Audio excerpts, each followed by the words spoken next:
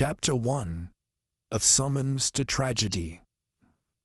The invitation arrived on a Tuesday morning, delivered in a crisp ivory envelope sealed with deep red wax. Captain Arthur Hastings turned it over curiously, before setting it on the breakfast table, where Hercule Poirot sat, delicately cutting his toast into precise squares. "An invitation, mon ami?" Poirot inquired, eyeing the envelope with interest. Hastings nodded. "From Lord Henry Marchington. He's hosting a grand weekend at Marchington Hall. A rather exclusive affair, I imagine." Poirot's moustache twitched. "And what, pray, makes you say that?" Hastings tapped the heavy cardstock. "The wording is formal, almost archaic. A gathering of esteemed guests in the spirit of camaraderie and mirth." He chuckled.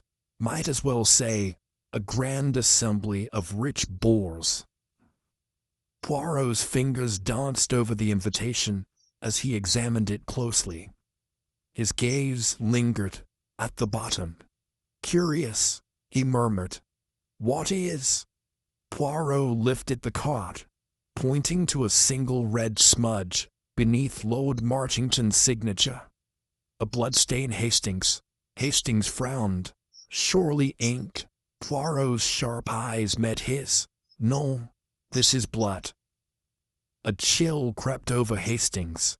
He had seen enough of Poirot's deductions to know that the little Belgian did not speak lightly. Poirot set the card down with precision.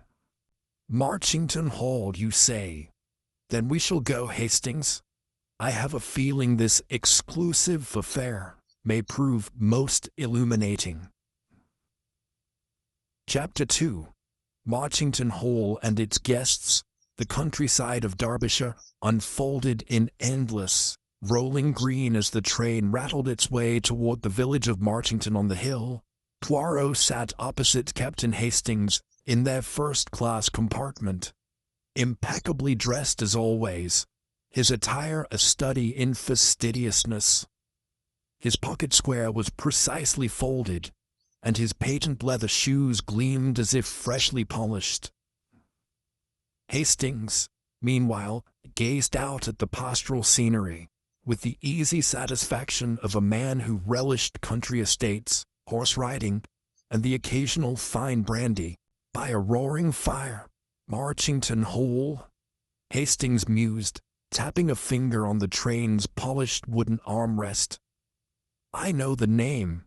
Old family, been around for centuries. Lord Henry inherited the estate about 10 years ago, after his elder brother's passing rather sudden, I recall.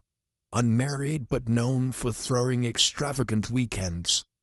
Some say he's squandered a fair bit of the family fortune, keeping up appearances." Poirot made a non-committal noise, adjusting the crease in his trousers. "And yet, mon ami, a man who hosts many may also hide much. I am most intrigued by the stain upon our invitation."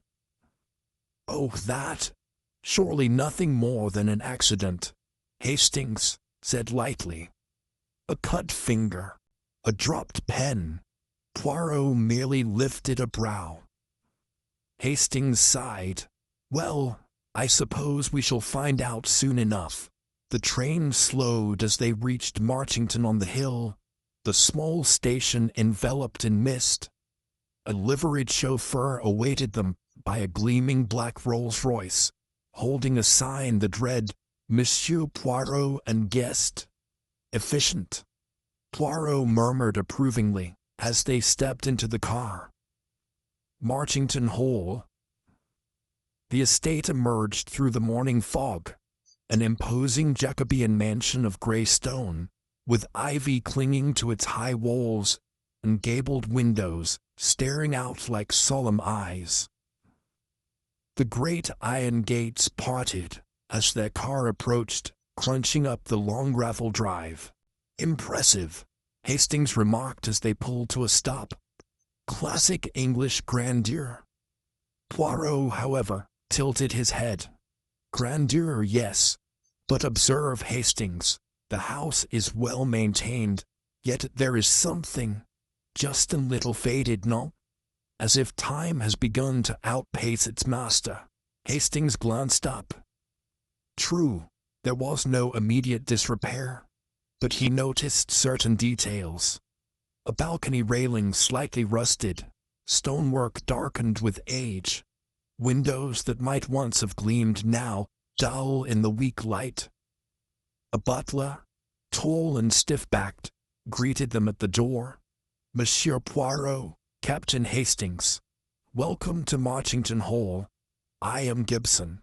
He led them through a vast entrance hall, its oak-paneled walls adorned with portraits of past Marchingtons, their expressions frozen in aristocratic severity. At the far end of the hall, a woman in her early 50s approached with the bearing of someone who had once been striking, but now wore her beauty like a memory. She had auburn hair pinned tightly, a dress of deep green velvet, and keen, assessing eyes. "Ah, Monsieur Poirot," she said, offering a hand. "I am Lady Margaret Marchington, Henry's cousin. He will be down shortly, but allow me to introduce you to some of the guests." Poirot bowed slightly. "It is an honor, madam." The guests of Marchington Hall. The drawing-room was a grand space with high ceilings, dark mahogany furnishings, and an atmosphere thick with unspoken tensions.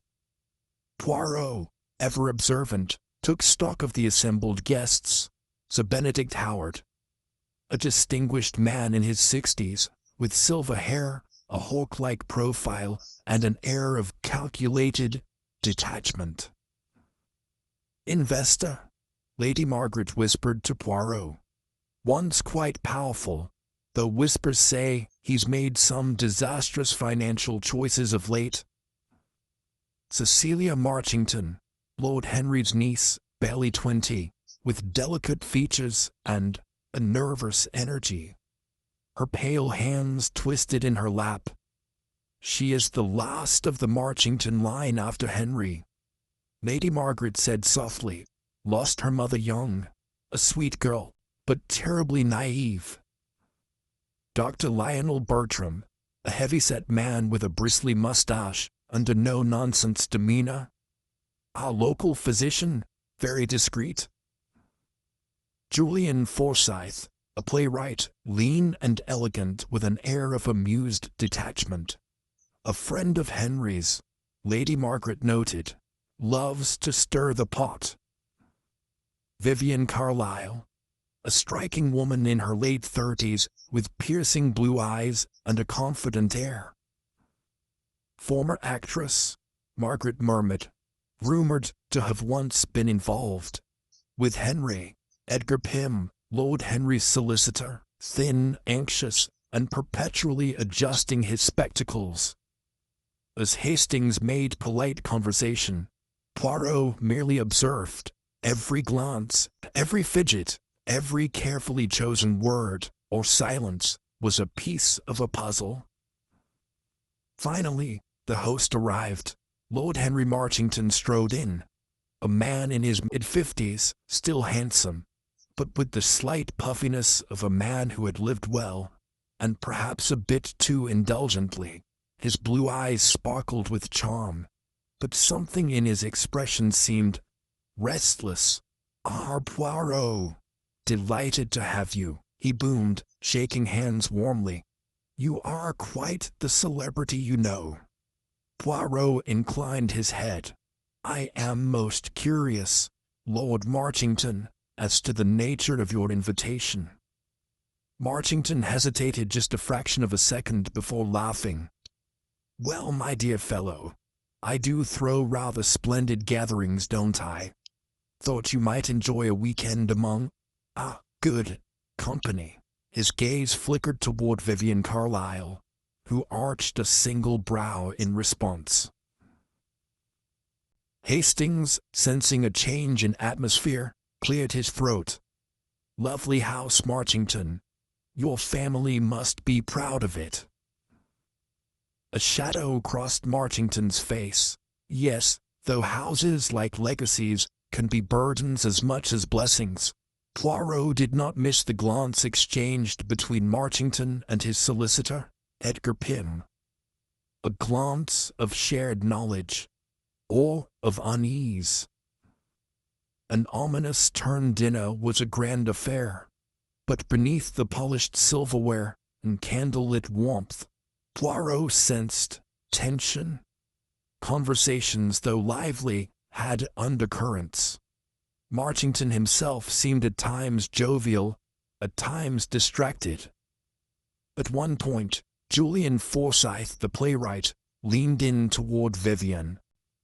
"Rumor has it, Henry's been receiving rather unpleasant letters of late." Vivian smirked. "Rumors are rarely precise, Julian." But the truth has a way of surfacing, doesn't it?" Poirot caught the way Marchington's jaw tightened. Then, as the clock struck 11, and guests retired to their rooms, a scream shattered the air. Poirot and Hastings rushed to what sound. Lady Margaret stood at the entrance of the study, her hand clutched at her throat. Inside, sprawled across the Persian rug, lay Lord Henry Marchington, dead. And on the desk beside him, an invitation identical to Poirot's, stained with blood. Chapter 3. The First Clues and Contradictions. A heavy silence fell upon Marchington Hall as the lifeless body of Lord Henry Marchington lay sprawled across the ornate Persian rug in his study. His eyes were open, glassy, staring up at the grand chandelier overhead.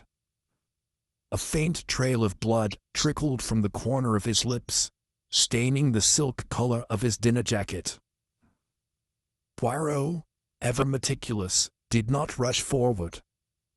Instead, he stood at the threshold, his keen eyes sweeping across the room. Captain Hastings, however, took a sharp intake of breath. "My God, Poirot! He's been murdered." Poirot merely inclined his head. "Oui, mon ami. And now begins the delicate work of understanding how and why."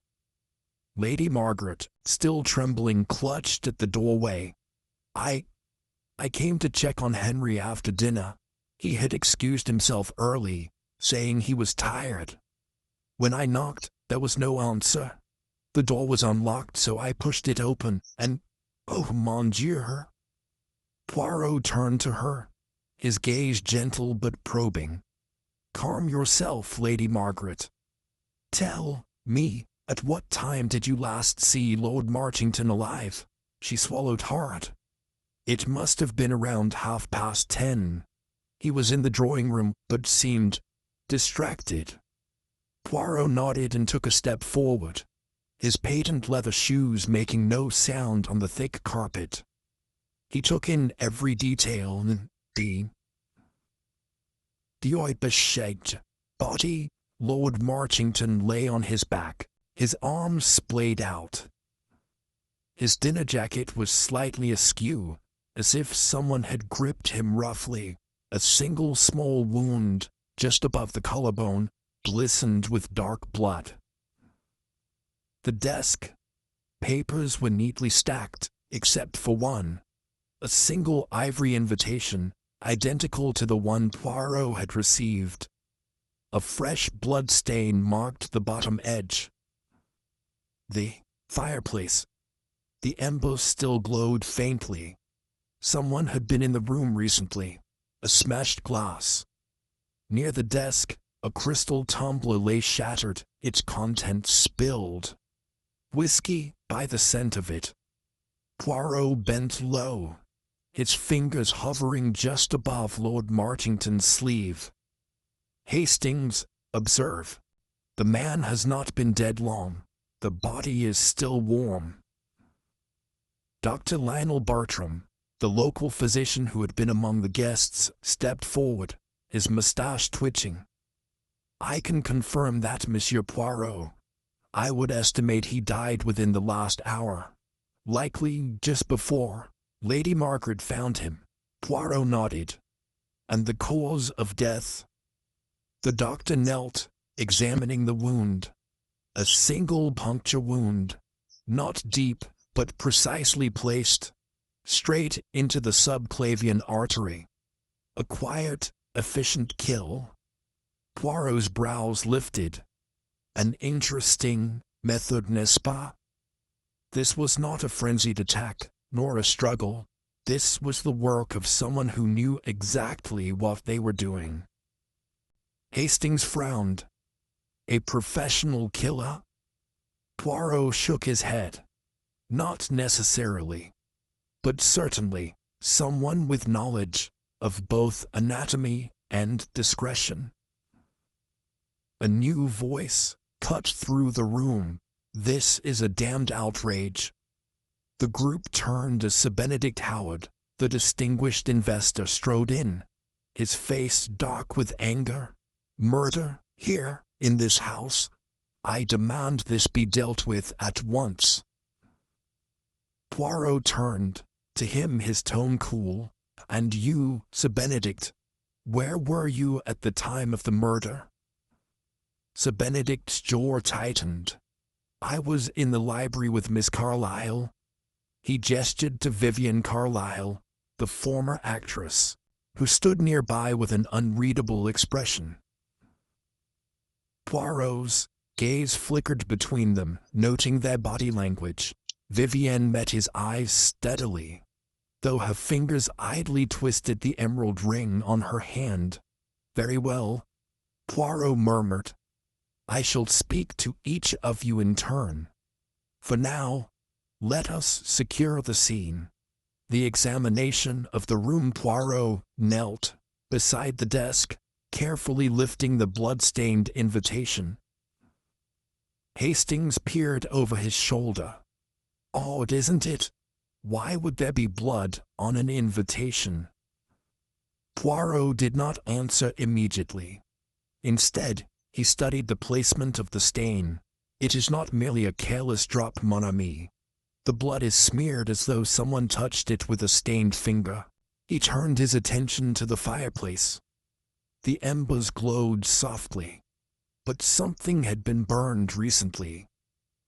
Poirot retrieved a small poker and carefully shifted the ashes. A fragment of blackened paper emerged. Poirot lifted it with the delicacy of a surgeon. Though much of it was burned away, one corner remained intact. A single word was visible: betrayal. Hastings exhaled. Good Lord. Poirot placed the fragment into a small envelope. A message, perhaps, a note that Lord Marchington wished to destroy. His gaze traveled back to the broken whiskey glass. He touched the spilled liquid with his fingertip, bringing it close to his nose. His expression did not change, but something in his eyes sharpened. Poirot stood. Come, Hastings, it is time to ask some questions. The first round of interviews. Poirot and Hastings moved to the drawing room, where the guests were now assembled, their faces a mixture of shock and fear. Poirot chose to speak first with Cecilia Marchington, the young niece of the deceased. She sat apart from the others, her pale hands clasped tightly. Miss Marchington, Poirot said gently, when did you last see your uncle? Her lips trembled. At dinner? He seemed not himself, jumpy almost. Did he say anything unusual? She hesitated. He said, soon it will all be over. Poirot's gaze sharpened. An odd choice of words, mademoiselle. She nodded. I asked him what he meant, but he only smiled and said, I was too young to worry. Poirot glanced at Hastings before continuing. And after dinner? I went to my room. I didn't hear anything until Lady Margaret screamed. Poirot watched her for a moment longer, then turned to Julian Forsyth, the playwright. Monsieur Forsyth, where were you? Julian smirked.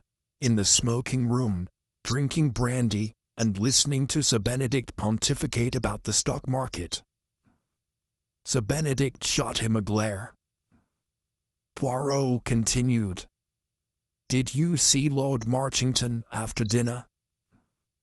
No, Julian replied, though I did hear his study door shut around 10:15.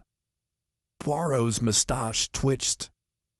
You are sure of the time? I was checking my watch.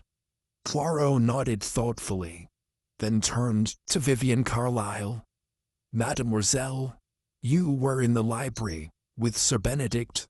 Vivian tilted her head. Indeed, discussing Shakespeare, or rather, I was discussing. Sir Benedict was pretending to listen. Poirot allowed a small smile before fixing her with a direct look. Did you leave the library at any point? Vivian's gaze flickered just for a second. No. Poirot filed that away.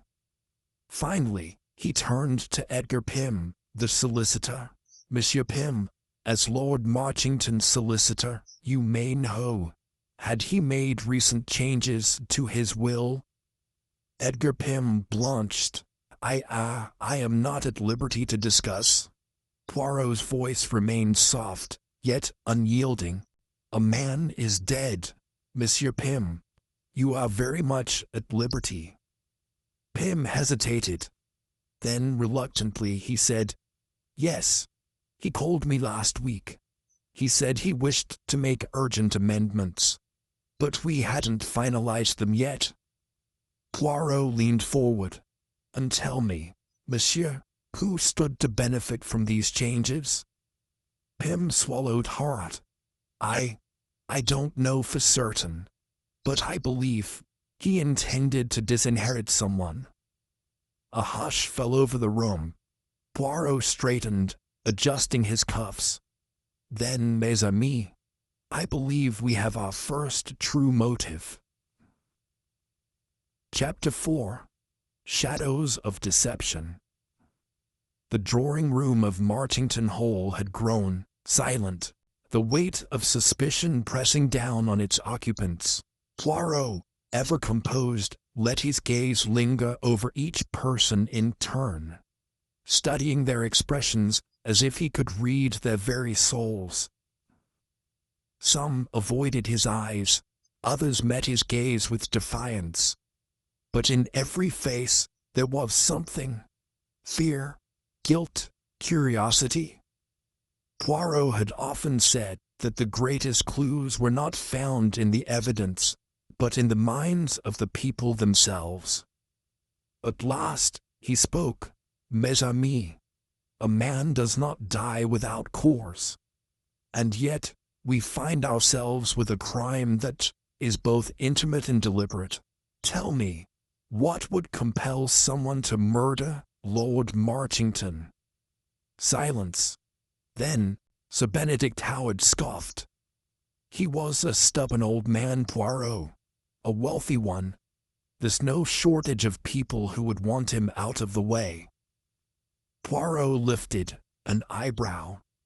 Indeed, but which of those people was willing to take that final step? Lady Margaret, still pale and shaken, set down her untouched glass of brandy. Surely you're not suggesting that one of his guests, is responsible? Poirot spread his hands. But of course, madam. Someone within this house committed this crime. The door was unlocked, yes, but no sign of forced entry. A stranger entering unnoticed? Très improbable. Vivian Carlyle, lounging on a velvet chaise, tapped a slender finger against her lips. Then, if it was one of us, Poirot, tell me, what is your theory? You must have one already. Poirot smiled just slightly. A theory, mademoiselle? No, not yet. But I have questions. And it is in the answering of these questions that the truth shall be revealed. He turned. addressing the room at large. "There are many peculiarities to consider, mes amis. First, Lord Marchington was murdered in his study. It is a room that he seldom allowed others to enter. And yet tonight, someone was with him. Who? No answer. Second, Poirot continued, that is the blood-stained invitation. Why, in all this room, was that single paper marked with blood? Did Lord Marchington grasp it in his final moments? Was it planted to mislead us? Again, silence. Third, we have the burned document in the fireplace. Only a fragment remains. It bears the word betrayal, a message from the killer, or something Lord Marchington himself destroyed. The guests shifted uncomfortably. Poirot noted every movement. And finally, there is the matter of the disrupted will. His gaze landed squarely on Edgar Pym, the solicitor. You say Lord Marchington intended to disinherit someone.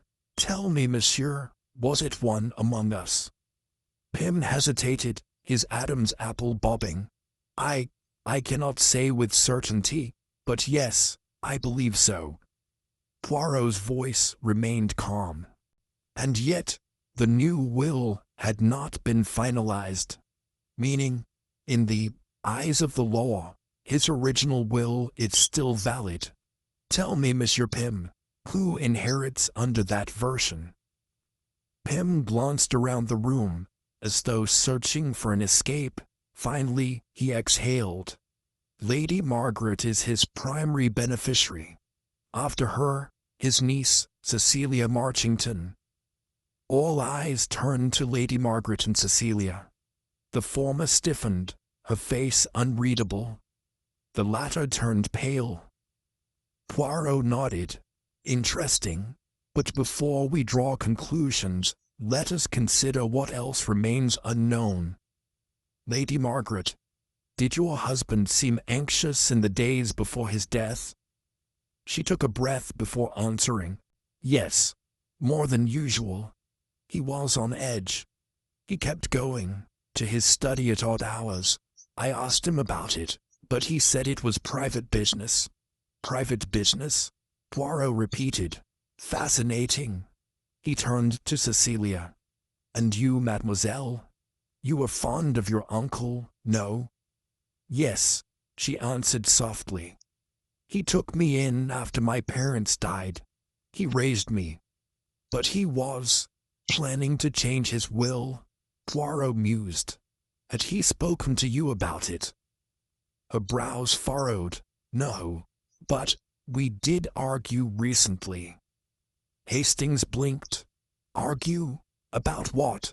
Cecilia hesitated, then admitted, He disapproved of someone I was seeing. A charged silence filled the air. Poirot did not miss the way her gaze flickered towards Julian Forsyth. Julian smiled faintly. The disreputable playwright, he murmured. I suppose Lord Marchington thought Cecilia deserved someone more traditional. Poirot steepled his fingers. And tell me, Monsieur Forsyth, where were you when Lord Marchington was killed? Julian shrugged. As I told you, in the smoking room, alone. A pause. Sir Benedict was there as well.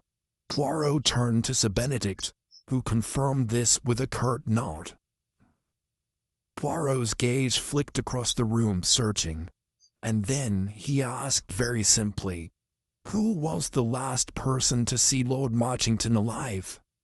A pause. Then, I was. Voice came from Vivian Carlyle. All eyes snapped toward her. Poirot inclined his head. Mademoiselle, you are certain? She gave a slow nod. I stepped into the corridor around 10:15. I saw him leave the drawing room and head toward his study. Was he alone? A beat. Then, yes. Poirot let that answer settle.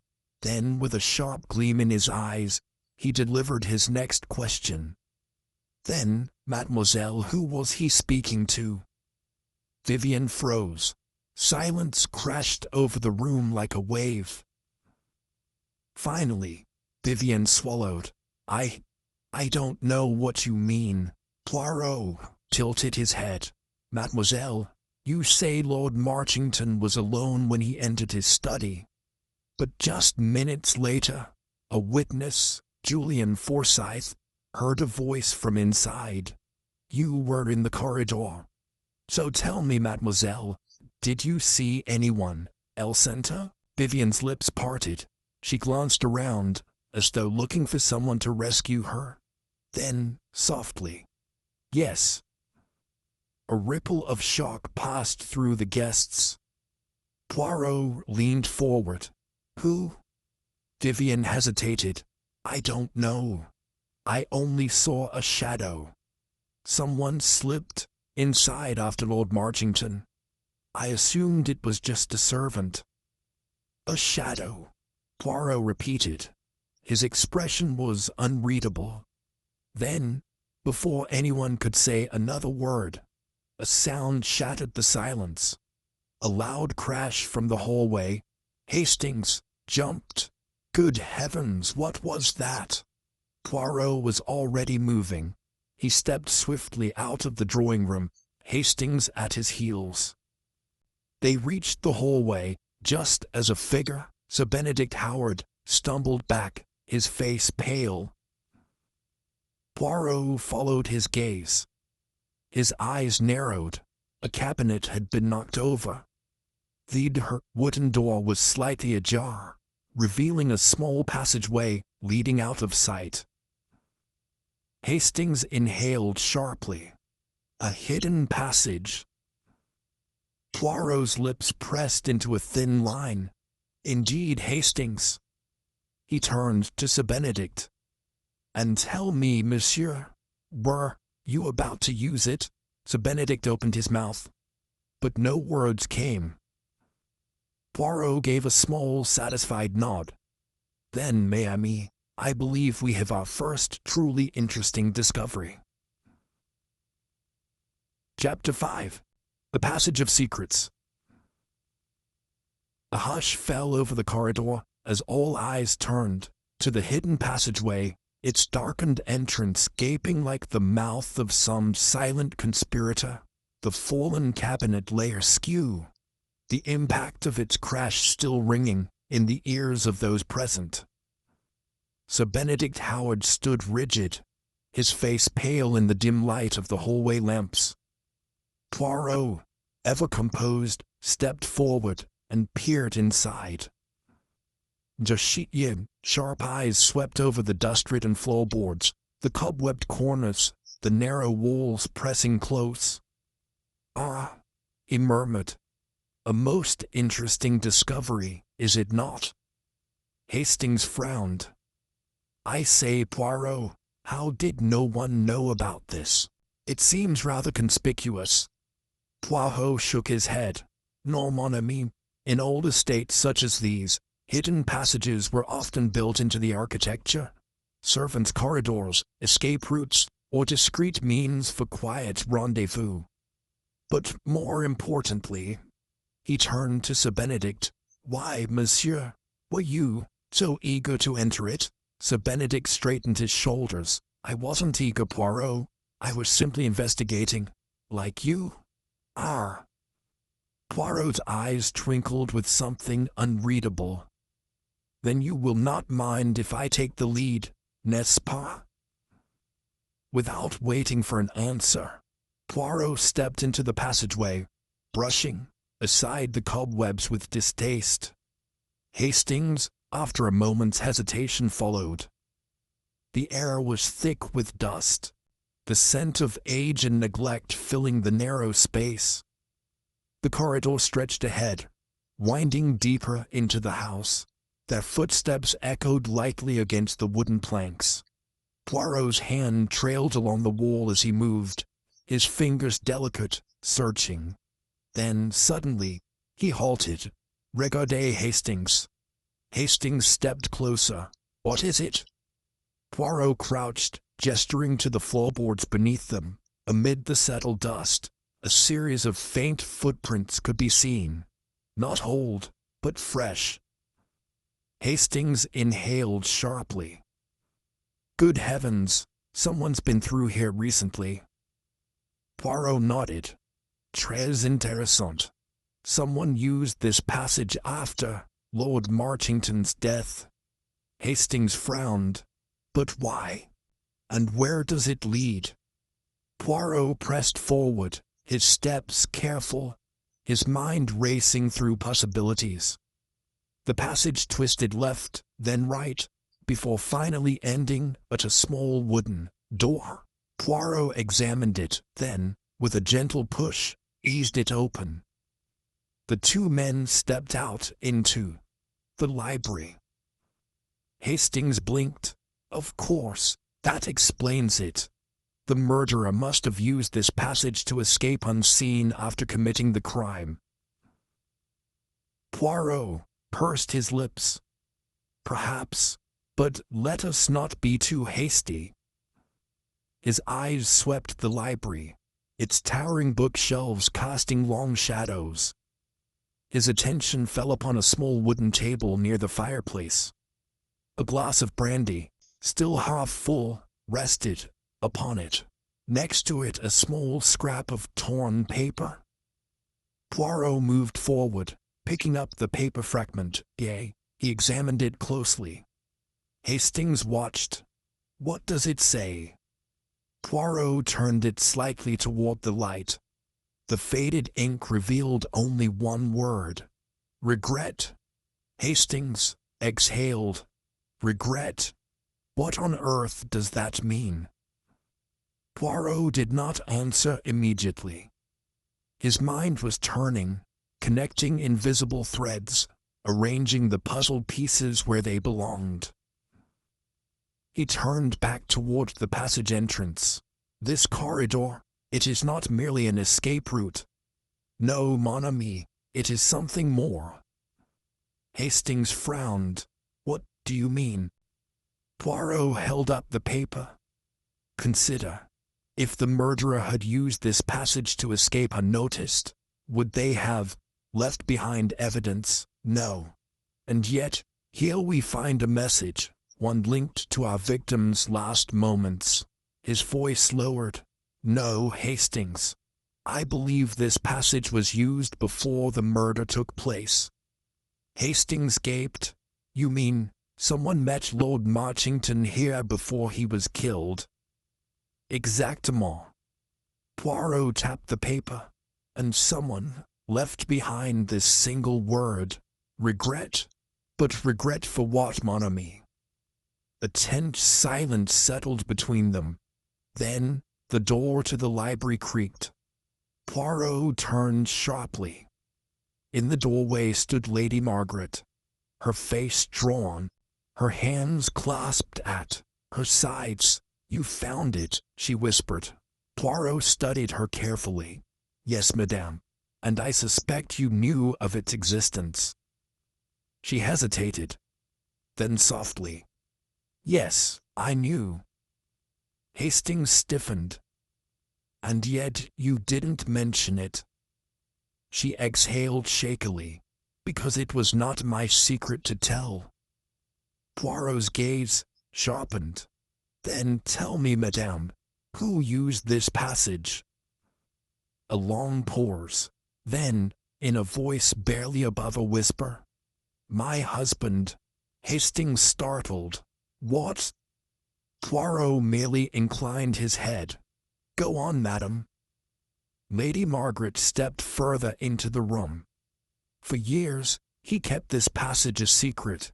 He used it when he wanted to meet someone privately, without being seen. Poirot's voice was gentle. Who did he meet? She closed her eyes briefly. Then, a woman. A sharp intake of breath from Hastings. Poirot, however, remained still. Who was she? He asked. Lady Margaret's gaze dropped. I don't know her name. I only know that she came here to the library once before. I saw her from the corridor. She and my husband spoke in hushed voices, and when I confronted him, he simply said, "Some regrets cannot be undone." Poirot's fingers tightened slightly over the paper scrap. Did she come again? Lady Margaret hesitated. I don't know, but I believe so. Poirot's expression did not change, but something in his eyes flickered. At last, he turned to Hastings. "Mon ami, I fear we must return to the drawing room. For now, we have two key questions before us." Hastings nodded. "And they are?" Poirot held up two fingers. "One, who was the woman Lord Marchington met in secret? And two," his voice darkened, "is she still here?" Chapter 6. The Phantom Woman Lady. Margaret's confession hung in the air like an echo of some long-buried sin.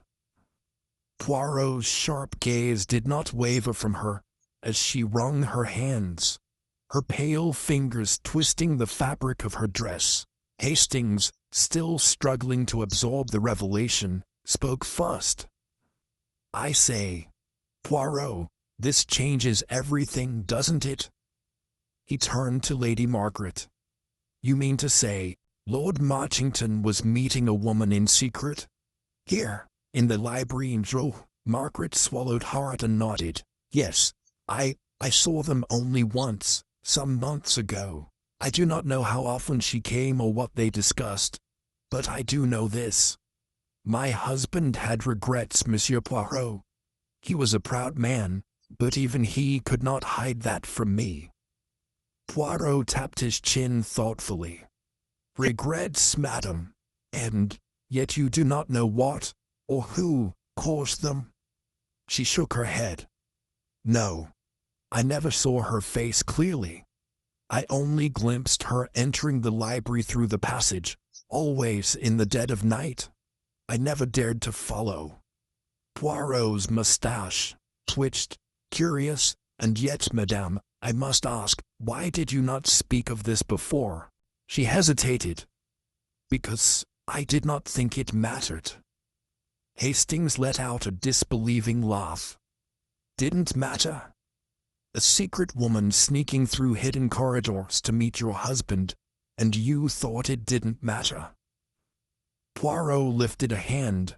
"Calm yourself, Hastings." He turned back to Lady Margaret. "Madame, I suspect it matters very much, and what is more, I suspect you knew that as well." Lady Margaret's lips parted slightly as if to protest, but then she lowered her gaze.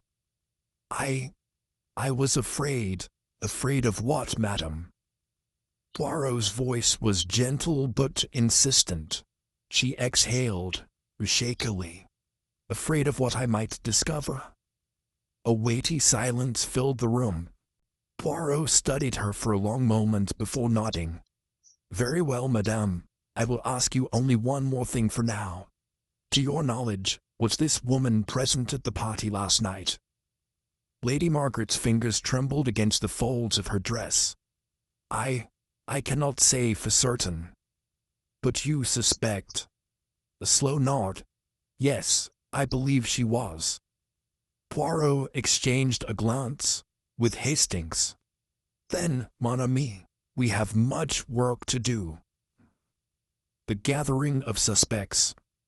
The drawing room was once again filled with tension, as Poirot called for the suspects to reassemble.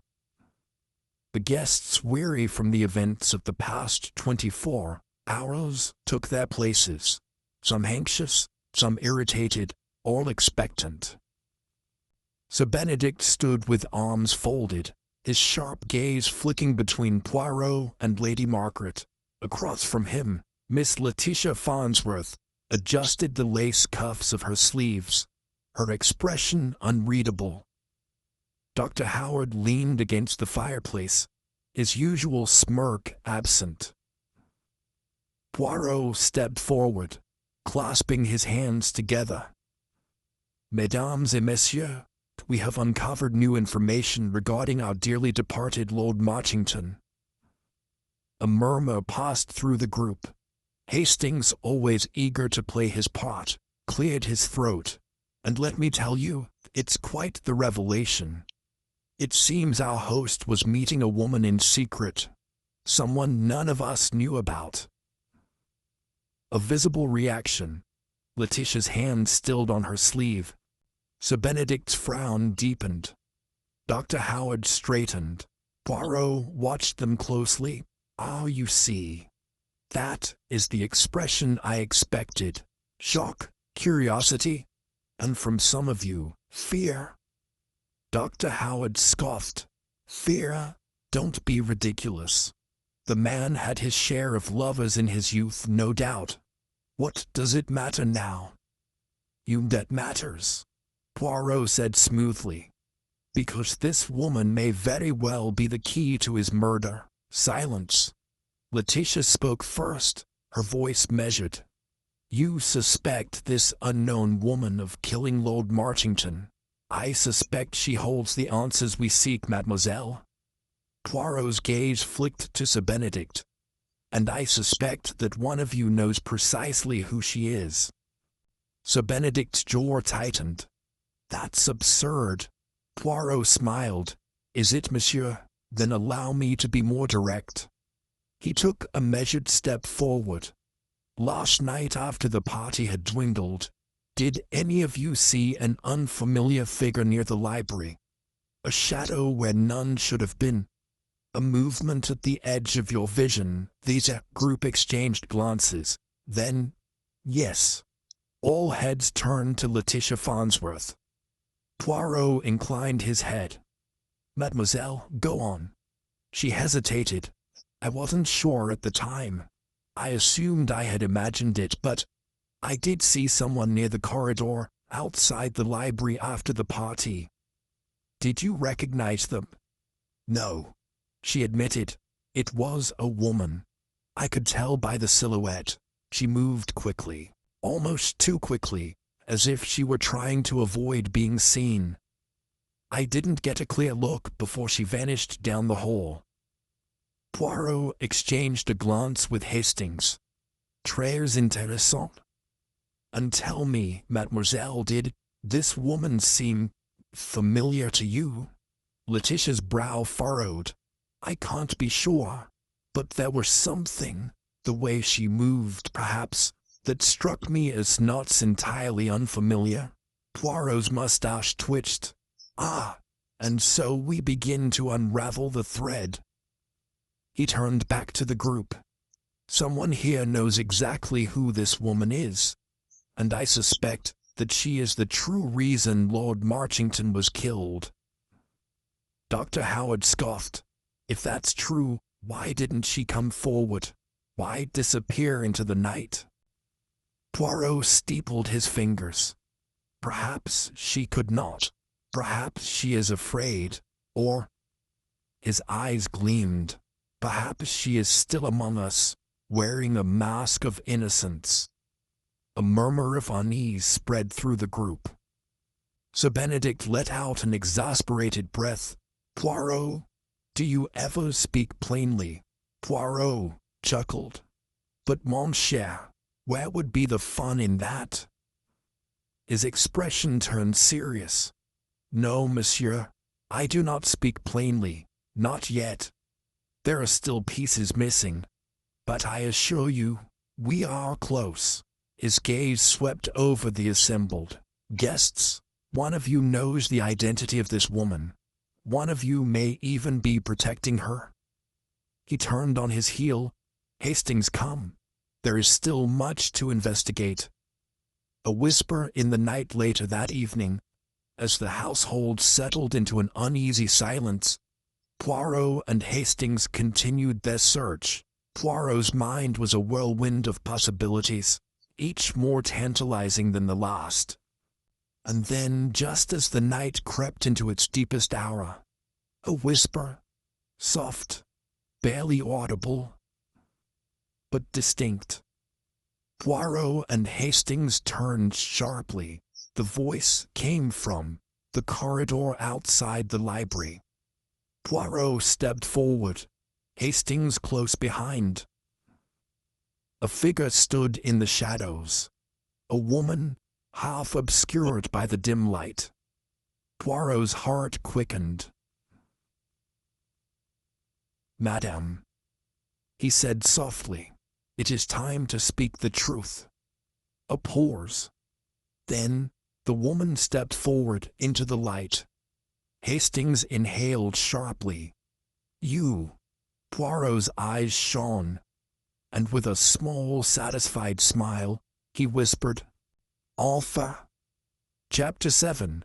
The Woman in the Azure Shadows. The dim glow from the corridor lantern flickered, casting shifting shadows along the walls as Poirot and Hastings stood face to face with the mysterious woman. She hesitated on the threshold between darkness and light, her breath shallow, her body taut as though considering flight.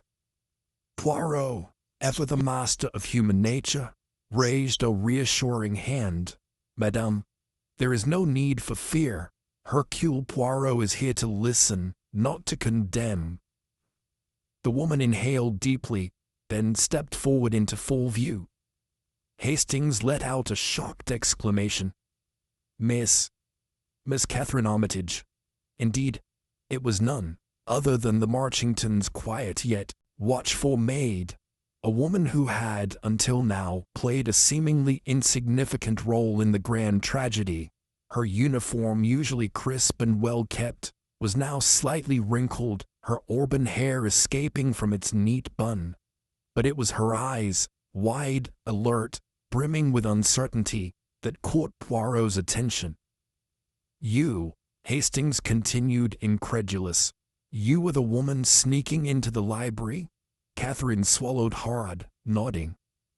"Yes." Poirot's moustache twitched ever so slightly. "Enfin." The silence between them deepened, thick with unspoken truths. Poirot clasped his hands together and gestured toward the nearby parlor. "Come, mademoiselle. Let us not conduct such an important discussion standing in the cold corridor." Catherine hesitated but then nodded, stepping past them into the room. Hastings followed, his mind clearly racing with questions. Poirot closed the door behind them, sealing their small world in a bubble of secrecy. "Now," Poirot said, gesturing for Catherine to sit, "let us begin at the beginning, n'est-ce pas?" She perched on the edge of the chair, hands clenched, in her lap. I don't know where to start." "Start," Poirot said gently, "with the truth." Catherine looked down at her hands. "I didn't kill him." Poirot inclined his head. "This, I already know, but you are not here to protest innocence, mademoiselle. You are here because you hold knowledge that others do not." A tremor passed through her shoulders. "Yes." Hastings crossed his arms. "You were meeting Lord Marchington in secret, weren't you?" "Why?" A pause, then, "Because he was my father." The room froze. Hastings gaped. "Good heavens!"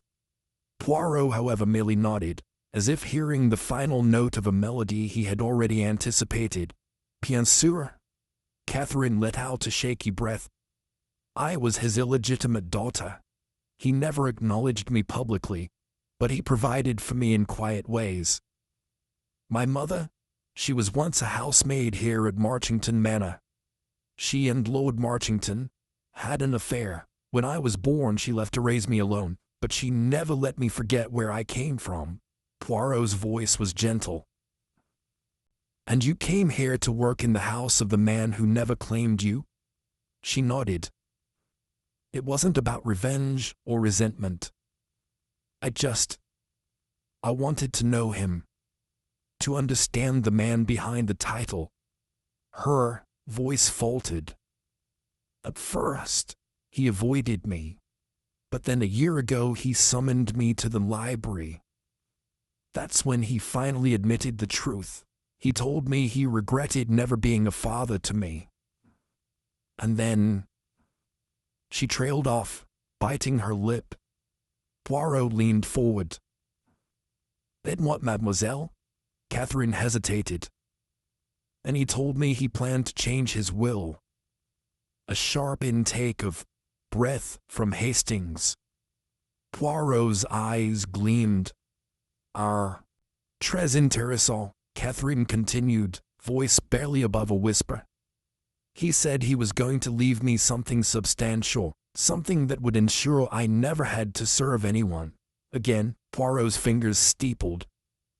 And did anyone else know of this? She shook her head. Not that I'm aware of. He warned me to keep it secret. Hastings let out a low whistle. Well, that explains quite a bit, doesn't it? If Lord Marchington was planning to alter his will, someone, perhaps someone, who stood to inherit, might have wanted to stop him. Poirot nodded. Précisément. Catherine shivered. That's why I didn't come forward sooner. I was afraid. If someone was willing to kill him to protect their inheritance, what would they do to me? Poirot regarded her with sympathy. You were wise to be cautious, mademoiselle. But now, your silence serves only to protect the guilty. Catherine hesitated. Then her gaze steady, she said, I'll tell you everything I know. A new trail of secrets. As Poirot and Hastings escorted Catherine back to her quarters, a new layer of the case settled into place. Poirot, ever lost in thought, walked with measured steps, his hands clasped behind his back. Hastings, however, was far less composed. I say, Poirot, this changes everything. If Marchington was going to alter his will, we've just found the perfect motive for murder. Poirot gave a small smile. Ah, Hastings, but the mystery is not so simple. Tell me, mon ami, does it not strike you as strange that no one mentioned any knowledge of a change in the will? Hastings frowned. Now that you mention it. Yes, exactement. Poirot's eyes twinkled. And yet, someone must have known. They reached the servants' quarters where Catherine hesitated, at the door. Monsieur Poirot? Yes, mademoiselle. If I tell you something, will you promise not to dismiss it as foolish? Poirot inclined his head. I never dismiss the thoughts of a keen observer, mademoiselle. She took a deep breath. Last night, after Lord Marchington was murdered, I heard something. Poirot's eyes sharpened. Go on. She glanced down the dimly lit hallway as if fearing unseen ears. Then in a whisper, a woman's voice, crying. Hastings' brow furrowed. Crying? Catherine nodded. It was faint, but unmistakable. It came from the east wing, near the guest rooms. I thought I was imagining it, but now I wonder. Poirot exchanged a glance with Hastings. Mademoiselle, you have given us much to consider. As they departed, Poirot's mind was already racing ahead.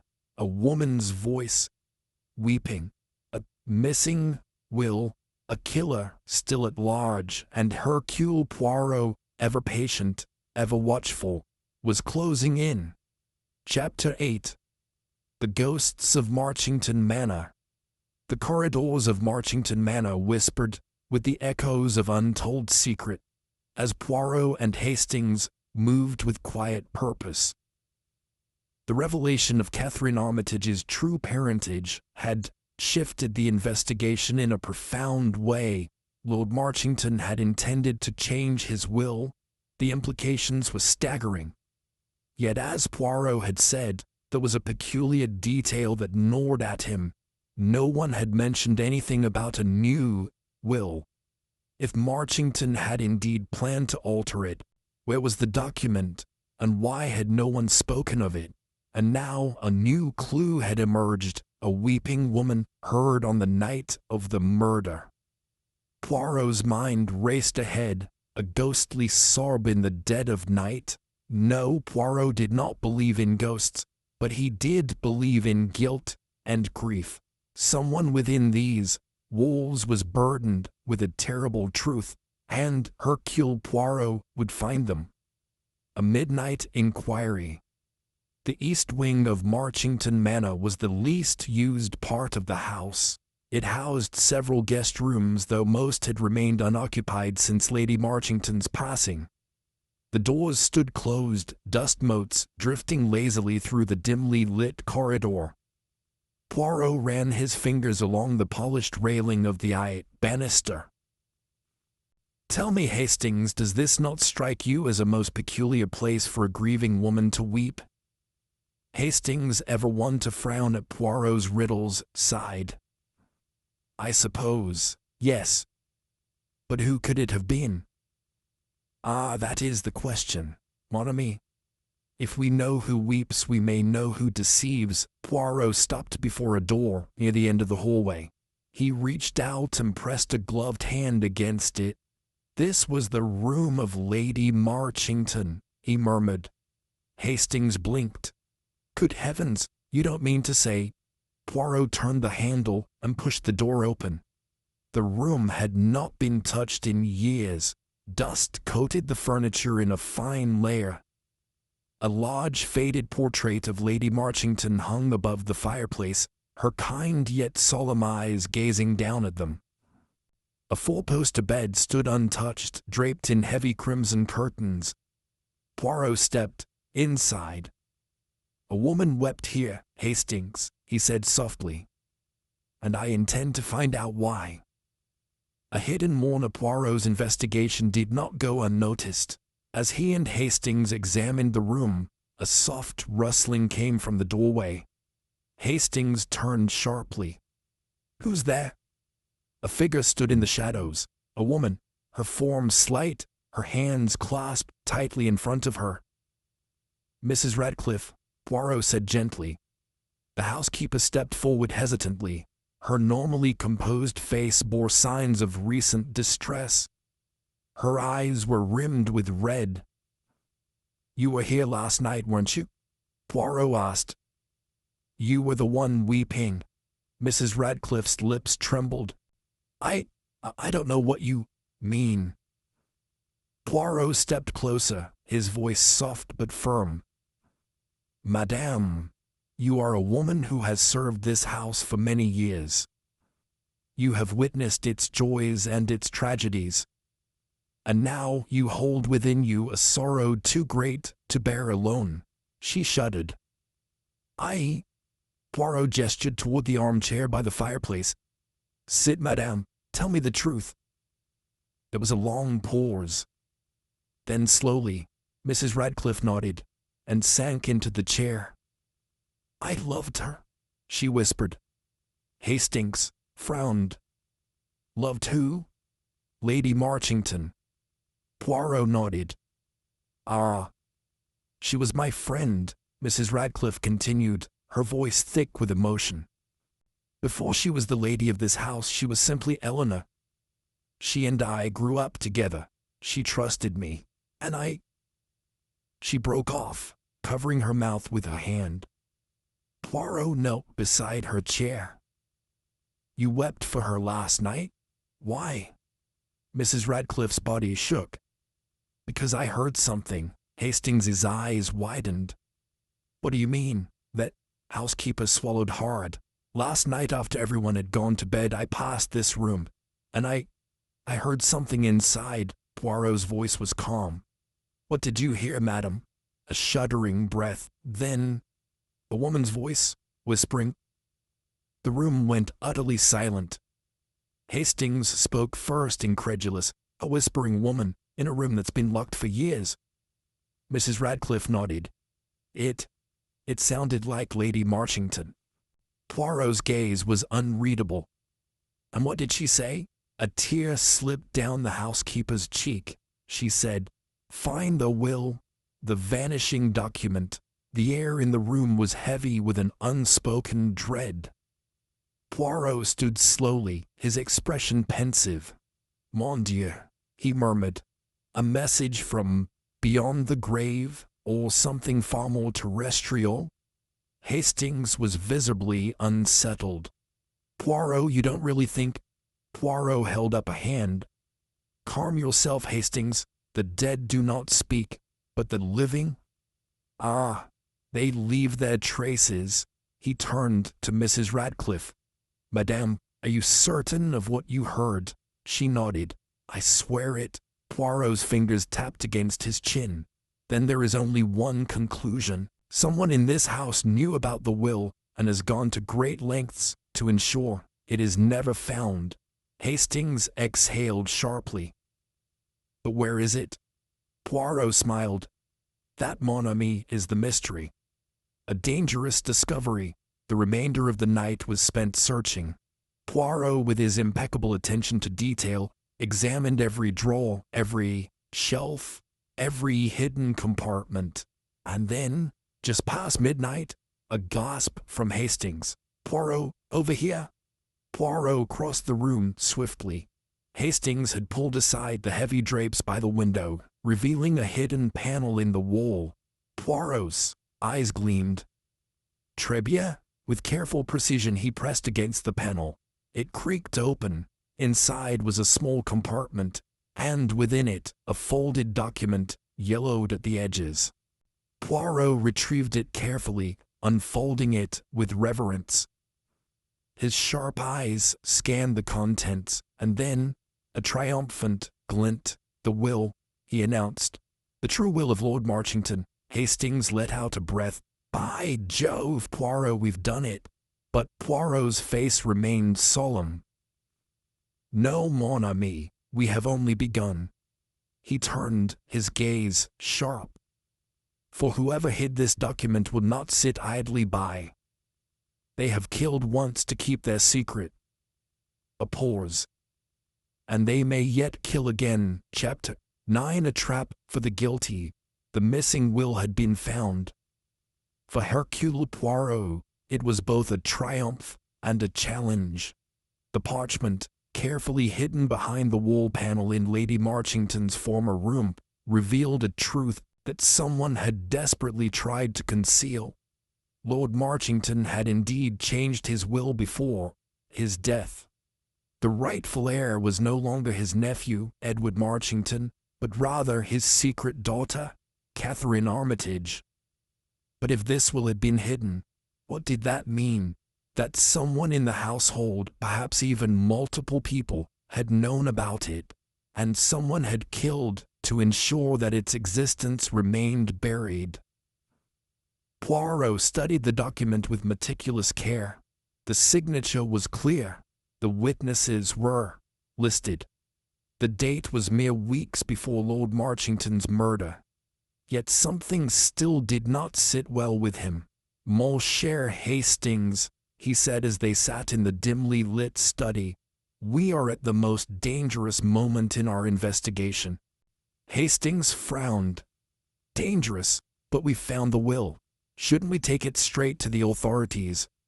Poirot's eyes twinkled, but there was a sharpness in his expression. And tell me, mon ami, if we reveal our discovery now, what will happen? Hastings opened his mouth, then hesitated. The murderer, Poirot continued, has already killed once. If they know the will has been found, they will not hesitate to act again. Hastings swallowed. You mean? Yes, Poirot said. They may try to eliminate any further obstacles. Hastings' gaze fell to the will in Poirot's hands. Then what do you propose? Poirot's moustache twitched as he leaned back. We set a trap, my dear Hastings, and let the guilty one fall into it. The announcement. The next morning, Poirot made a deliberate show of his discovery. During breakfast with the household assembled, he stood, clearing his throat for attention.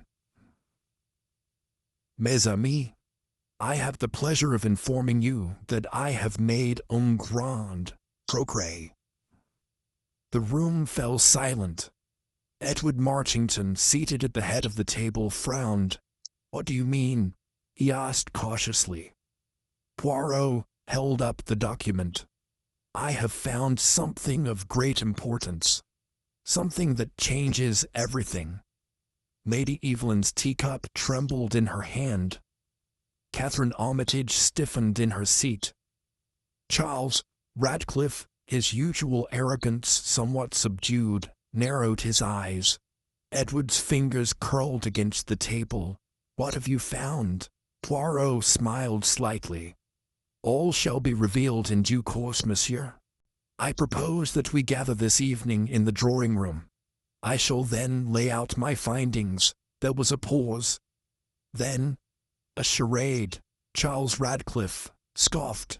"You enjoy these games, Poirot, don't you?" Poirot gave a small bow. "Perhaps, monsieur, but games have a way of revealing who is playing fair and who is not." Radcliffe said nothing more, but Poirot noticed something as he scanned the room. Lady Evelyn looked pale. Catherine was gripping the edge of her chair. And Edward Marchington was no longer frowning. No, he was looking directly at Poirot, with an expression that could only be described as calculated. And in that moment, Poirot knew a shadow. In the night Poirot did not sleep that evening. He sat in the library, the document resting on the desk before him. Hastings, though reluctant, had agreed to remain close by. "You really think they'll try something tonight?" he asked in a hushed voice. Poirot nodded. "But of course, Hastings, they have no choice." The clock chimed midnight. The manor was silent. Then, a faint creak. Poirot did not move. A shadow slipped through the doorway. Silent, careful. The figure approached the desk, pausing just long enough to scan the room. And then, a gloved hand reached forward. The instant the fingers touched the document, click, the lights blazed on. Hastings leapt to his feet. Poirot stood calmly. And before them, caught in the act, was Edward Marchington. His face contorted in a mixture of fury and shock. "Damn you, Poirot," he hissed. Poirot folded his arms. "Ah, but monsieur, did you really think I would leave the day to your few in will unguarded?" Edward's breath came fast. His eyes darted between Poirot and Hastings. "You don't understand," he muttered. Poirot took a step closer. "Oh, I understand perfectly. You knew about the will. You knew your uncle had changed his mind. And when you realized you would lose everything?" Edward's hands clenched into fists. "I had no choice." Poirot's voice was sharp. "No choice but to murder your own uncle." Hastings inhaled sharply. Edward Marchington's face darkened, and then the truth spilled forth, the murder unmasked. Edward Marchington had always been proud. He had been raised as the heir to Marchington Manor, believing it was his birthright. When he discovered, through sheer accident, that Lord Marchington planned to leave everything to a bastard daughter, rage had consumed him. "I couldn't let it happen," Edward spat. "That girl, Catherine, she had no claim. She wasn't part of this family. My uncle had lost his mind." "So you took matters into your own hands," Poirot said quietly. Edward exhaled sharply. "I didn't mean to kill him. I only meant to frighten him. I wanted to make him reconsider. But something had gone wrong. Lord Marchington had resisted. A struggle had ensued, and then I pushed him," Edward whispered. "He fell.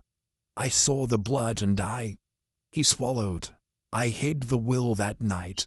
I thought, if no one ever found it, I could still inherit everything. Poirot's eyes were dark, and when I announced that I had found the will, Edward's expression twisted. I panicked. I had to destroy it before you could reveal it. Poirot sighed. But you were too late, monsieur.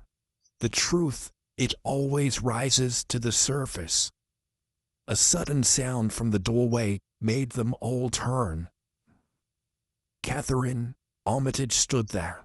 Her face was pale, her eyes filled with disbelief. "You murdered him," she whispered. "You killed my father." Edward flinched. He opened his mouth to defend himself, to deny it. But the weight of his confession had already sealed his fate. And in the distance, the sound of approaching footsteps signaled the arrival of the police. Final reflections. Later that night, after Edward Marchington had been taken away, Poirot and Hastings sat by the fire. "You knew it was him," Hastings murmured. "Didn't you?" Poirot sipped his tea. "Not at first, Hastings, but as the puzzle pieces fell into place, I saw the shape of the truth." Hastings shook his head. "And all for money. Greed again." Poirot set down his cup. "Not just greed, mon ami. Pride." Hastings frowned. Poirot gestured towards the fire. "Monsieur Edward did not kill for wealth alone. He killed because he could not bear the thought of losing what he believed was his by right. And in that, we see the great tragedy of human nature." Hastings exhaled. "And Catherine?" Poirot's expression softened. "She will inherit Marchington Manor, as her father wished, but no amount of wealth can ease the pain of such a loss." He stood. "Come, Hastings, the case is closed, and I find myself in need of a most excellent omelette aux fines herbes to restore my spirit." Hastings chuckled. "Poirot, you never change." Poirot smiled. "No, mon ami, and that is as it should be." With that, Hercule Poirot turned, his silhouette framed against the warm glow of the fire, and walked away. His little grey cells once again victorious. Chapter 10. The Final Judgment. The grand hall of Marchington Manor was eerily silent. The storm that had raged outside had finally calmed, leaving behind a misty dawn. Yet, inside the manor, the storm had not passed. Edward Marchington had confessed to the murder of his uncle, Lord Marchington, in a moment of rage and desperation. The truth had emerged, undeniable and damning. And now, the final chapter of this tragic tale was unfolding. Poirot sat in the drawing-room, his keen eyes scanning the room as the household gathered for the last time. Hastings stood beside him, arms crossed, his expression troubled. Lady Evelyn Marchington sat stiffly, her face devoid of emotion, but her hands trembled as they held a silk handkerchief. Catherine Armitage, now confirmed as the rightful heir, looked dazed, still struggling to process the truth about her father and the man who had killed him. Charles Radcliffe, the ever-arrogant businessman, looked irritated, as if the entire affair had been an inconvenience to his carefully planned investments. Detective Inspector Barnes had arrived just an hour ago to take Edward Marchington into custody. Now, he stood near the doorway, watching with a grim expression. Poirot finally spoke. "It is done," he said softly. "The truth has been revealed. Edward Marchington will face justice for his crime." A heavy silence followed. Lady Evelyn broke it first. "I still do not believe it." Her voice was hoarse. "Edward was always reckless. But a murderer? She shook her head. He was a fool, yes, but I cannot imagine he wanted his uncle dead. Poirot studied her. And yet, milady, a fool with enough desperation becomes capable of anything. Lady Evelyn's lips pressed together. And Catherine, she murmured, turning to the young woman, you are now to inherit Marchington Manor. Catherine barely reacted. It does not feel like an inheritance, she said quietly. I never knew my father.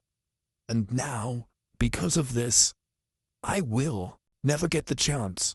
Poirot inclined his head solemnly.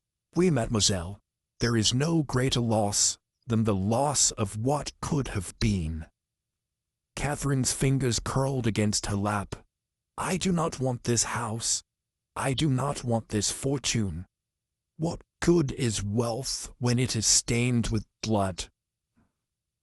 Hastings looked at Poirot with concern, but Poirot remained impassive. That, mademoiselle, is a question only you can answer in time. Another silence. The atmosphere was heavy with sorrow, regret, and the weight of justice. And yet, Poirot was not finished. The unanswered question. Poirot stood abruptly. Before we close this affair, there is one final matter to address. Hastings frowned. What do you mean, Poirot? Poirot turned to Inspector Barnes. Tell me, mon ami, when you examined Lord Marchington's body, did you notice anything strange? Barnes narrowed his eyes. Strange? What are you getting at, Poirot? Poirot clasped his hands behind his back and paced slowly. You see, mes amis, Edward Marchington confessed. He admitted to pushing his uncle. He believed he had caused his death. Everyone watched him, puzzled. Poirot continued, but I ask you, did he truly kill Lord Marchington? A chill passed through the room. Catherine inhaled sharply. Are you saying he didn't do it? Poirot stopped pacing and turned to the inspector. The post-mortem report, monsieur. What was the precise cause of death? Barnes shifted uncomfortably. Head trauma. The fall caused a fatal blow. Precisely. Poirot nodded. But here is the curious thing. The wound was not consistent with the position of the fall. Hastings gasped. Good heavens, Poirot, are you saying someone else struck him after he fell? Poirot raised a finger. Exactement. Gasps filled the room. Lady Evelyn looked horrified. Then who? Poirot's gaze sharpened. Who, indeed? He turned to Catherine. Mademoiselle, you have spent much time in this house over the past few months. Tell me, who else had reason to see your father's will disappear? Catherine's eyes widened. Not just Edward. She whispered. Poirot gave a small, sad smile. No, mademoiselle. Edward may have pushed him, but the fatal blow, the one that truly ended Lord Marchington's life, was dealt by someone else. He turned slowly. And that person is in this very room. A hush fell over the drawing room. Lady Evelyn's face drained of color. Charles Radcliffe shifted uneasily. Poirot's voice was firm, unwavering. Lady Evelyn Marchington, he said softly. It was you who ensured your brother-in-law's death. The true murderer, a sharp intake of breath. Lady Evelyn rose to her feet. That is an outrageous lie. Poirot remained calm. Is it, milady? Or is it the one truth you cannot bear to face? Lady Evelyn's hands clenched into fists. Why on earth would I kill Lord Marchington? Poirot's expression turned somber. because you had the most to lose if the will was revealed." He turned to Catherine. "Edward may have been disinherited, but his mother, Lady Evelyn, depended on that wealth to maintain her standing, her estate, her life. If her son lost everything, so did she." Hastings' mouth fell open. "Good Lord!" Poirot nodded. Edward acted in a moment of blind fury, but Lady Evelyn, she acted with calculation. When she saw her brother-in-law unconscious, she finished what Edward had begun. Lady Evelyn staggered backward, shaking her head. No, you are mistaken." Poirot stepped forward. "The post-mortem report did not lie, milady. The injury pattern was inconsistent with a simple fall.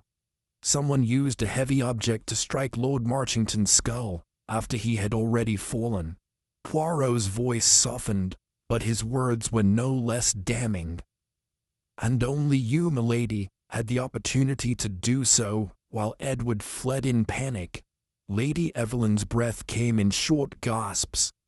She looked around the room, as if searching for support, but the others, Catherine, Radcliffe, even Inspector Barnes, stared at her in growing horror. "You saw the will," Poirot pressed. "You knew your future was at risk, and so you took the chance to silence your brother-in-law forever." Lady Evelyn trembled. No, it was not me, And then, as if something inside her broke, she sank into the chair. Her hands covered her face, and she whispered, "He was a fool to change the will. A fool." Silence. Poirot exhaled. "And so the final piece of the puzzle falls into place." Hastings spoke in a low voice. "Good God, Poirot, we almost condemned the wrong person entirely." Poirot gave a small nod. "Indeed, mon ami, Edward was guilty, but not of murder. He was guilty of cowardice and selfishness, but the true murderer was Lady Evelyn." Barnes approached her carefully. "Lady Evelyn Marchington, I have no choice but to place you under arrest for the murder of Lord Marchington." She did not resist. Instead, she simply let out a soft, bitter laugh. "Justice," she murmured. "What a cruel joke." Poirot watched as she was led away. The storm outside had passed, and within Marchington Manor, justice had finally been served. Final reflections. That evening, Poirot and Hastings prepared to depart. "Quite a case, Poirot," Hastings said, shaking his head. "First Edward, then Lady Evelyn. The truth was far more tangled than I ever expected." Poirot smiled faintly. "The truth, Hastings, is rarely simple, but it always finds its way to the light." As they stepped outside, Catherine approached them. "Thank you," she said quietly. "For everything." Poirot inclined his head. "For everything." Poirot inclined his head. "Your father wished for you to have this estate. It is now yours to shape as you see fit." Catherine hesitated. "I think I shall sell it. Start a new life somewhere far from here." Poirot's eyes twinkled. "A wise decision, mademoiselle. Sometimes the best way to honor the past is to leave it behind." With that he turned to Hastings. "Come, mon ami, the case is closed, and I find myself in need of a most excellent tisane before our next adventure begins." And with that, Hercule Poirot walked into the misty morning, his little grey cells at peace once more. Chapter 11. A Farewell to Shadows. The Aftermath of Lady Evelyn. Marchington's arrest sent ripples through the village of Marchington-on-Thames. The Marchington estate, once a symbol of aristocratic grandeur, now bore the stain of scandal, betrayal, and murder. Hercule Poirot, having pieced together the final threads of the mystery, stood at the grand entrance of the manor with Captain Hastings. It was a crisp autumn morning, the mist slowly dissipating as the first rays of sunlight bathed the estate in golden light. "Quite a mess, Poirot," Hastings muttered, hands in his coat pockets. "Two suspects, one murderer, a hidden will, and a fortune left in limbo. I can't say I've ever seen a case unfold quite like this." Poirot gave a knowing smile. "Ah, mon ami, but is it not always so? The truth hides behind veils of deception, yet it always finds a way to reveal itself in the end." Catherine Armitage approached them, her face weary but resolute. The burden of her newfound inheritance weighed on her shoulders. "Mr. Poirot," she said, offering a tired smile, "I suppose this is goodbye." Poirot studied her for a moment. "And what will you do now, mademoiselle?" She hesitated, glancing toward the looming walls of Marchington Manor. "I thought about keeping it, trying to restore some sense of dignity to this place, but I can't. This house has too many ghosts, too much pain." Hastings gave an understanding nod. "A fresh start, then?" "Yes," she said firmly. "I'll sell the manor, use the money to start over somewhere new." Poirot reached out gently, placing a hand over hers. "A wise choice, mademoiselle. The past is a burden too heavy to carry forever. You are free now, to live not in its shadow, but in your own light." Catherine's eyes glistened. "Thank you, Mr. Poirot. If not for you, I might never have known the truth about my father." Poirot inclined his head solemnly. "Truth is sometimes painful, mademoiselle, but it is always better than living in illusion." Hastings cleared his throat. "Well, Poirot, I'd say our work here is done." Poirot smiled. "Ah, but there is one more thing." Hastings frowned. "What now?" Poirot gestured toward the manor. "Before we depart, I wish to pay one last visit to the study where this mystery first began." Catherine looked surprised but nodded. "Of course, follow me." The Room of Secrets. The study was just as they had left it. A grand space filled with bookshelves, an ornate desk, and the lingering scent of old paper and brandy. The heavy curtains filtered the morning light, casting long shadows across the Persian rug. Poirot stepped forward, his fingers gliding over the surface of the desk. His gaze landed on the blood-stained invitation, the one that had summoned the guests to Marchington Manor on the night of the murder. Hastings watched curiously. "Poirot, surely the case is solved. What more is there to uncover?" Poirot picked up the invitation and turned it over. "You recall, mon ami, that I have often said, there is no such thing as coincidence in crime." Hastings crossed his arms.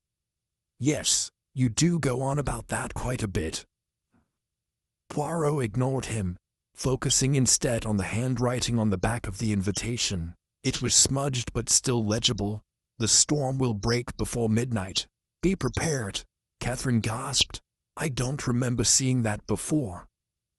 Poirot nodded, because it was written in haste, perhaps by someone who feared discovery. Hastings leaned in. "But what does it mean?" Poirot's eyes gleamed. "It means, Hastings, that someone else knew about the events that would unfold that night. Someone who understood that the will would be revealed, and that a murder was likely to occur." Catherine shivered. "You think someone else was involved?" Poirot sighed. "No, mademoiselle. The one who wrote this was not a murderer, but an observer. Someone who, for reasons of their own, could not intervene, but wished to leave a warning." Hastings scratched his head. But who? And why not say anything sooner? Poirot placed the invitation back on the desk. Alas, Hastings, there are some secrets that even Poirot cannot unravel. Perhaps this silent witness feared for their own safety. Or perhaps they hoped the truth would surface on its own. Catherine hugged herself. I suppose we'll never know. Poirot nodded. No, mademoiselle, some mysteries are meant to remain unsolved. With that, he turned and straightened his cuffs. Come, Hastings, we have done all that we can. Departure and reflection. Hour later, Poirot and Hastings stood on the train platform, awaiting their departure from Marchington-on-Thames. The small station was quiet, save for the occasional whistle of the distant locomotive. Hastings exhaled, rubbing his chin. You know, Poirot, I think this case has troubled me more than most. Poirot looked at him curiously. And why is that, mon ami? Hastings hesitated before answering. Because, for the first time, I almost believed we had the wrong man. Edward's confession seemed so final. And yet, he wasn't the real killer. I can't help but wonder. How many times has justice gone astray in other cases, where there was no Poirot to set things right? Poirot's expression softened. Ah, Hastings, it is a question that haunts all who seek the truth. But we must believe that justice, though sometimes slow, will always find its way. Hastings gave a half-smile. And what of Catherine? Do you think she'll be all right? Poirot's gaze turned towards the distant manor. Now just a silhouette in the mist. She is strong, and strength, mon ami, is the greatest inheritance of all. The train's whistle blew, signaling their imminent departure. Poirot and Hastings boarded, settling into their seats as the countryside rolled past. Poirot leaned back, steepling his fingers. Hastings, my friend, I believe it is time for a well-earned rest. No more murders for a while, yes? Hastings chuckled. I'll hold you to that, Poirot. Poirot closed his eyes, a small smile playing on his lips. We shall see, mon ami. We shall see. As the train pulled away from Marchington-on-Thames, the case of the blood-stained invitation was finally closed. But for Hercule Poirot, the world was full of mysteries yet to come. And soon enough another case would call his little gray cells into action once more. Chapter 12. The final puzzle. The train carried Poirot and Hastings away from Marchington-on-Thames, its rhythmic, filling the air with a steady, hypnotic sound. They sat in a private compartment, the countryside rolling past in a blur of green and gold as the autumn leaves clung stubbornly to their branches. The case was officially closed. Lady Evelyn Marchington was in police custody, and Catherine Armitage was left to decide her future. And yet, Poirot sat in his seat, fingers steepled beneath his chin, eyes half closed in deep thought. Hastings watched him with growing curiosity. Poirot, you've hardly said a word since we left. That usually means one of two things. Either you are about to take a nap, or you are still thinking about the case. Poirot slowly opened his eyes. Ah, mon ami, it is the latter. And tell me, Hastings, does anything about this case still trouble you? Hastings frowned. Trouble me? Well, I should say not. The murderer has been caught, the motive laid bare, and Catherine is free to move on with her life. I'd say that's about as satisfactory an ending as one could hope for." Poirot exhaled softly, his fingers tapping against his knee. "And yet, Hastings, there are things that do not sit well with me." Hastings sighed. "Go on then, let's hear it." Poirot leaned forward. "Consider this. Lady Evelyn in the end confessed to everything. She admitted to poisoning her brother, she admitted to forging the will, and she even admitted to her plan to frame young Edward. And yet, she was silent on one thing." Hastings frowned. "Which was?" Poirot's gaze sharpened. "The blood-stained invitation." Hastings blinked. "But we already determined that it was simply the result of the struggle in the study. When Lord Marchington was murdered, the invitation was nearby and became stained with his blood."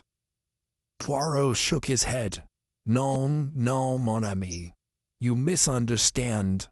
I do not mean the physical stain. I mean the note written on the back. The warning. The storm will break before midnight. Be prepared." Hastings shifted in his seat. "Yes, I remember that now. But wasn't it just an anonymous what? Someone who suspected the will was going to be revealed." Poirot's voice lowered. "And yet, no one has come forward to claim they wrote it." Hastings hesitated. "You who think it means something more?" Poirot nodded. "It was not written by Lady Evelyn. That much I am certain of. She had no reason to warn anyone. She was the one orchestrating the crime. So tell me, Hastings, who else could have written it? And why did they never speak up?" Hastings opened his mouth, then closed it again. He didn't have an answer. An unexpected return. The train arrived in London by early evening. The streets were bustling with life, the glow of gas lamps illuminating the foggy air. Poirot and Hastings stepped onto the platform, Poirot adjusting his cuffs with great precision. "Well, Poirot," Hastings said, stretching his legs. "What, now? A quiet dinner at the club? A well-earned rest?" Poirot gave him a small smile. "Perhaps, mon ami. But first, there is something I must do." Hastings groaned. "Oh no, Poirot, don't tell me." Poirot raised a hand. "Only a small detour, Hastings, a brief visit to an old friend." Before Hastings could protest further, Poirot hailed a cab, giving the driver an address in Mayfair. The unfinished letter, they arrived at a stately townhouse in one of London's quieter streets. Poirot stepped out and rang the bell, Hastings reluctantly following. A butler answered, his face neutral, but his eyes betraying mild surprise at their presence. "Monsieur Poirot," he said with a slight bow, "I was not expecting you." "Indeed, no one ever expects Poirot, mon ami," Poirot said lightly. "Is Mr. Alfred Weatherby at home?" The butler hesitated, then stepped aside. "Please, come in." Hastings leaned toward Poirot as they entered. "Who the devil is Alfred Weatherby?" he whispered. Poirot smiled slightly. "Patience, Hastings. You shall see." They were led into a well-appointed study, where an elderly man sat at a desk, poring over some documents. He looked up as they entered, his expression wary. "Mr. Poirot," he said slowly, "I wasn't expecting to see you again." Poirot inclined his head. "Ah, Mr. Weatherby, I do apologize for the intrusion, but you see, I have one last question regarding the Marchington affair." Weatherby sighed, removing his glasses. "I've told you everything I know." Poirot stepped closer. "Have you?" His gaze landed on the stack of letters on the desk. You were Lord Marchington's solicitor for many years, n'est-ce pas? Yes, Weatherby admitted. I handled all of his estate matters. Poirot picked up a letter on the desk and examined the handwriting. This is your handwriting, n'est-ce pas? Weatherby stiffened. Yes, why? Poirot slowly pulled out the invitation from his pocket. The very one that had been found at the crime scene. He turned it over and placed it before Weatherby. The note on the back of this invitation, it is also your handwriting. A long silence followed. Hastings felt the hair on the back of his neck stand up. Weatherby swallowed. How did you? Poirot's eyes gleamed. Mon cher monsieur, it was not difficult. You knew about the hidden will. You suspected that Marchington's revelation would cause an uproar. And so, you wrote this warning. Hastings gasped. You mean he knew a murder would happen? Weatherby shook his head vigorously. No, I swear I didn't know anyone was going to die. I only wrote that note because I feared something terrible would happen. Arguments, a scandal, perhaps even a public disgrace for the family. I never imagined. He trailed off. Poirot nodded solemnly. And yet, when the murder did occur, you said nothing. Weatherby looked down at his hands. Because I was afraid. Afraid that if I came forward, I'd be accused of knowing more than I did. Afraid that I'd be blamed. Hastings exhaled. Well, I suppose that explains it. But good heavens, Weatherby, you might have saved a life if you'd spoken up. Weatherby looked away, his face drawn. I know. Poirot straightened his cuffs. Justice has been served, monsieur. Lady Evelyn is in custody. But next time, if there is a next time, I do hope you will not let fear silence you. Weatherby nodded mutely.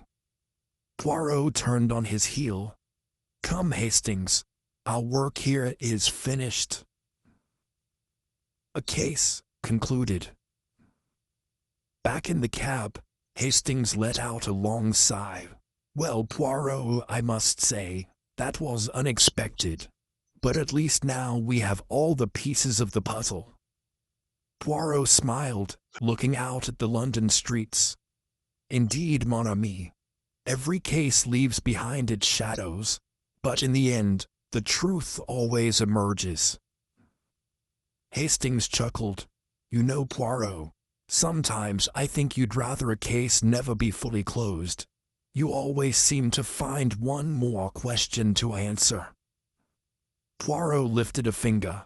Ah, but that is the nature of the mind, Hastings. To ask, to deduce, to seek clarity in the chaos. Hastings grinned. And now, finally, a quiet evening. Poirot chuckled. Perhaps, mon ami, perhaps. And as the cab carried them away, the case of the blood-stained invitation was truly, finally, closed. But for Hercule Poirot, there would always be another mystery waiting just around the corner. Chapter 13. The curtain falls. The heavy drizzle of rain tapped against the windows of the London apartment. A rhythmic lullaby that threatened to lull Captain Hastings into much-needed rest. He sat in his armchair, his eyelids drooping as he watched Poirot meticulously straighten a stack of papers on his desk. The case of Marchington Manor was over. Lady Evelyn Marchington had been arrested. The secrets of the blood-stained invitation had been laid bare. And yet Poirot seemed as sharp as ever, as if the gears in his brilliant mind had not stopped turning. Hastings let out a weary sigh. Poirot, I don't understand you. The case is solved, the villain is in custody, and justice has prevailed. Why, in heaven's name, Are you still thinking about it? Poirot tilted his head slightly, his mustache twitching in quiet amusement. Ah, mon ami, you do not yet comprehend the nature of the human mind. A case is never merely about justice. It is about understanding. There is always one final question left to ask. Hastings frowned. And what question is that? Poirot turned to him, his sharp eyes gleaming in the dim light.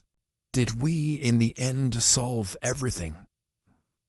Loose ends and lingering doubts. Hastings sat up. Of course we did. Lady Evelyn confessed, didn't she? She admitted to killing Sir Hugo Marchington, to cover up her past crimes, and to ensure that no one discovered her secret. That she had forged the original will. It's an open and shut case. Poirot smiled gently. Ah, but let us consider Hastings. Why did she confess so quickly? Hastings blinked. Because she was caught red-handed. Poirot shook his head. No, confessions are rarely so simple, mon ami. True guilt, deep, crushing guilt, does not always lead to immediate surrender. Instead, it leads to hesitation, denial, even panic. But Lady Evelyn confessed almost too willingly. Hastings frowned. You're saying she wanted to be caught? Poirot's fingers tapped against the armrest of his chair. Perhaps, or perhaps Hastings, she was protecting someone.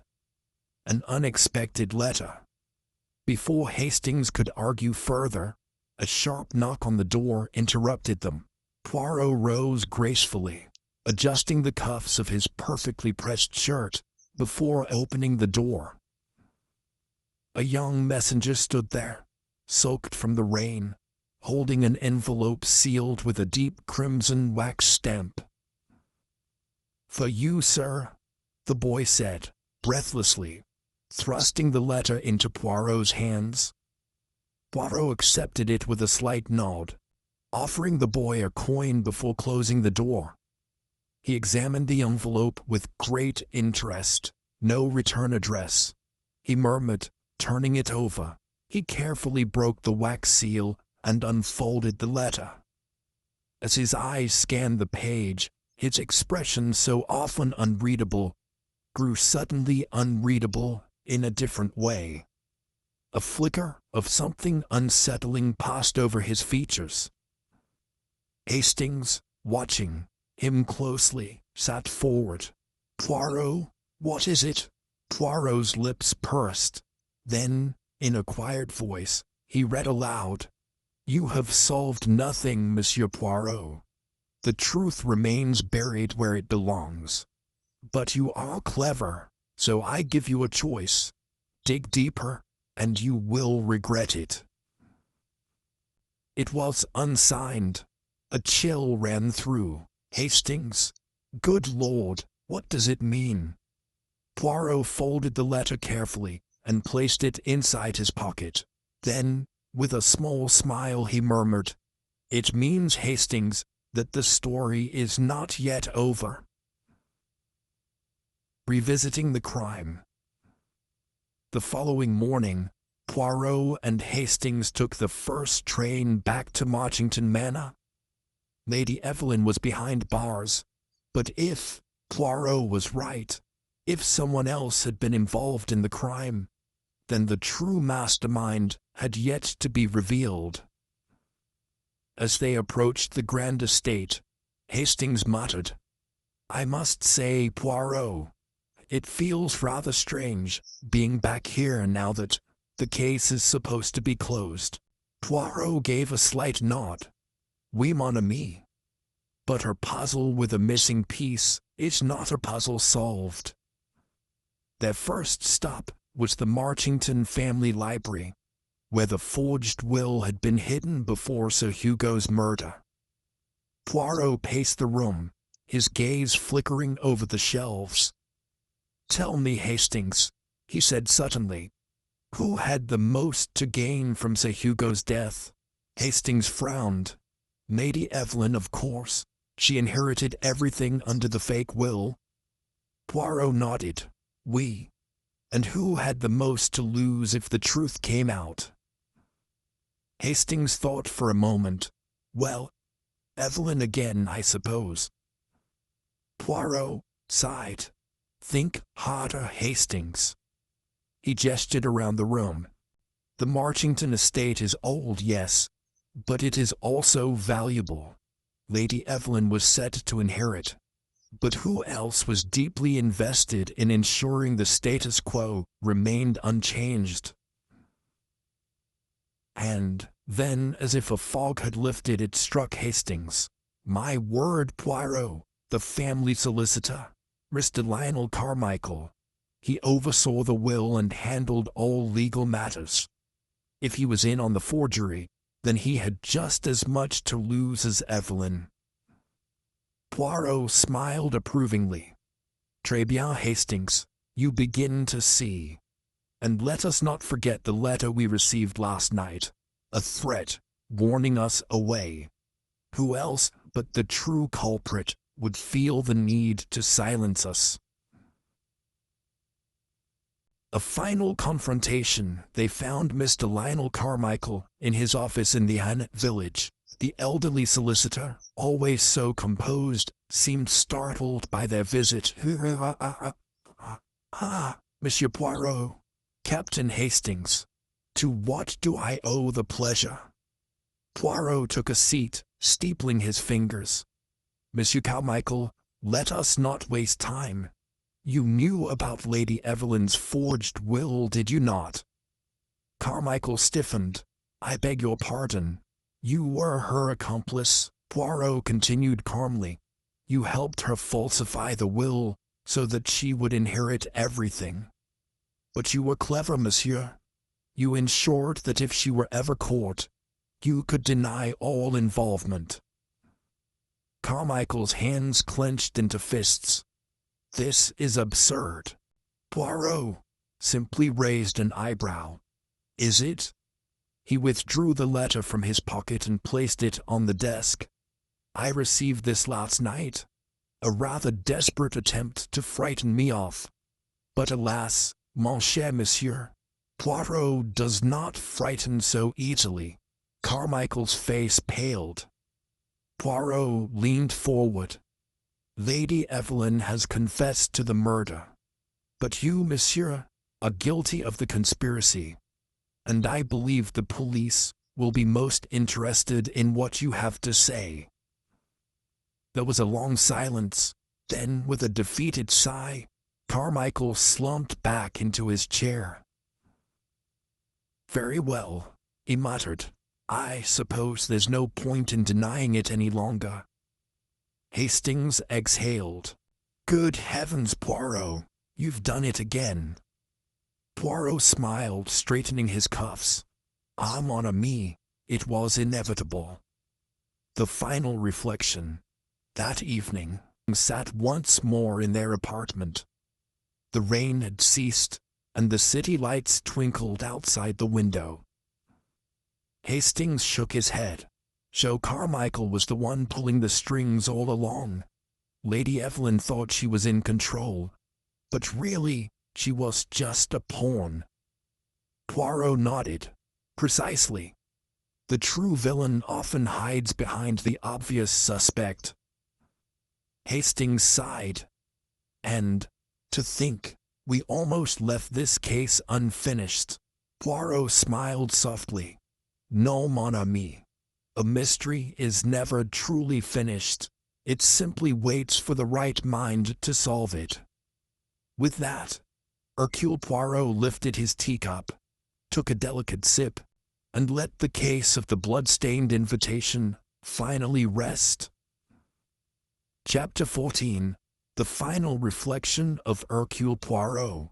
The hush that had settled over the grand drawing-room of Whitehaven Manor lingered like the final note of a haunting melody. Even with the culprit revealed, even with justice looming, the room pulsed with unspoken thoughts. Hercule Poirot, seated with impeccable posture in the high-backed chair, adjusted the cuffs of his neatly pressed suit. His mustache twitched slightly as he surveyed the faces of those present, some pale with shock, others flushed with residual tension. Sir Reginald Ashcombe, still reeling from the truth of his own nephew's betrayal, sat slumped in an armchair, his hands clasped, as though in silent prayer.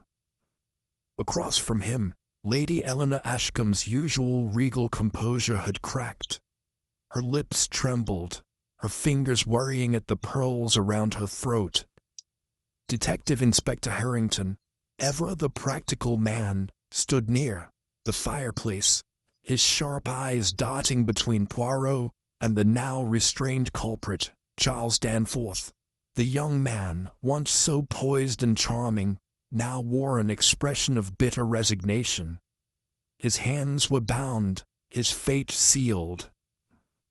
"A law," Poirot murmured, breaking the silence at last.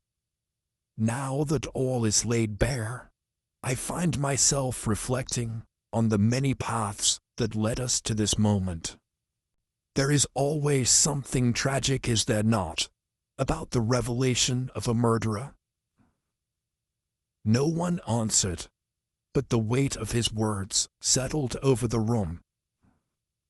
Hastings, standing beside Poirot, with a furrowed brow, cleared his throat. "It's all still so difficult to believe, old chap. Danforth was, well, he was practically family to the Ashcombes." "Indeed, mon ami," Poirot replied, his eyes glinting with something akin to sadness. "That is often the case. It is not the strangers we must fear, but those we trust. The greatest crimes are committed in the shadow of love, ambition, or desperation." Charles Danforth let out a harsh, mirthless laugh.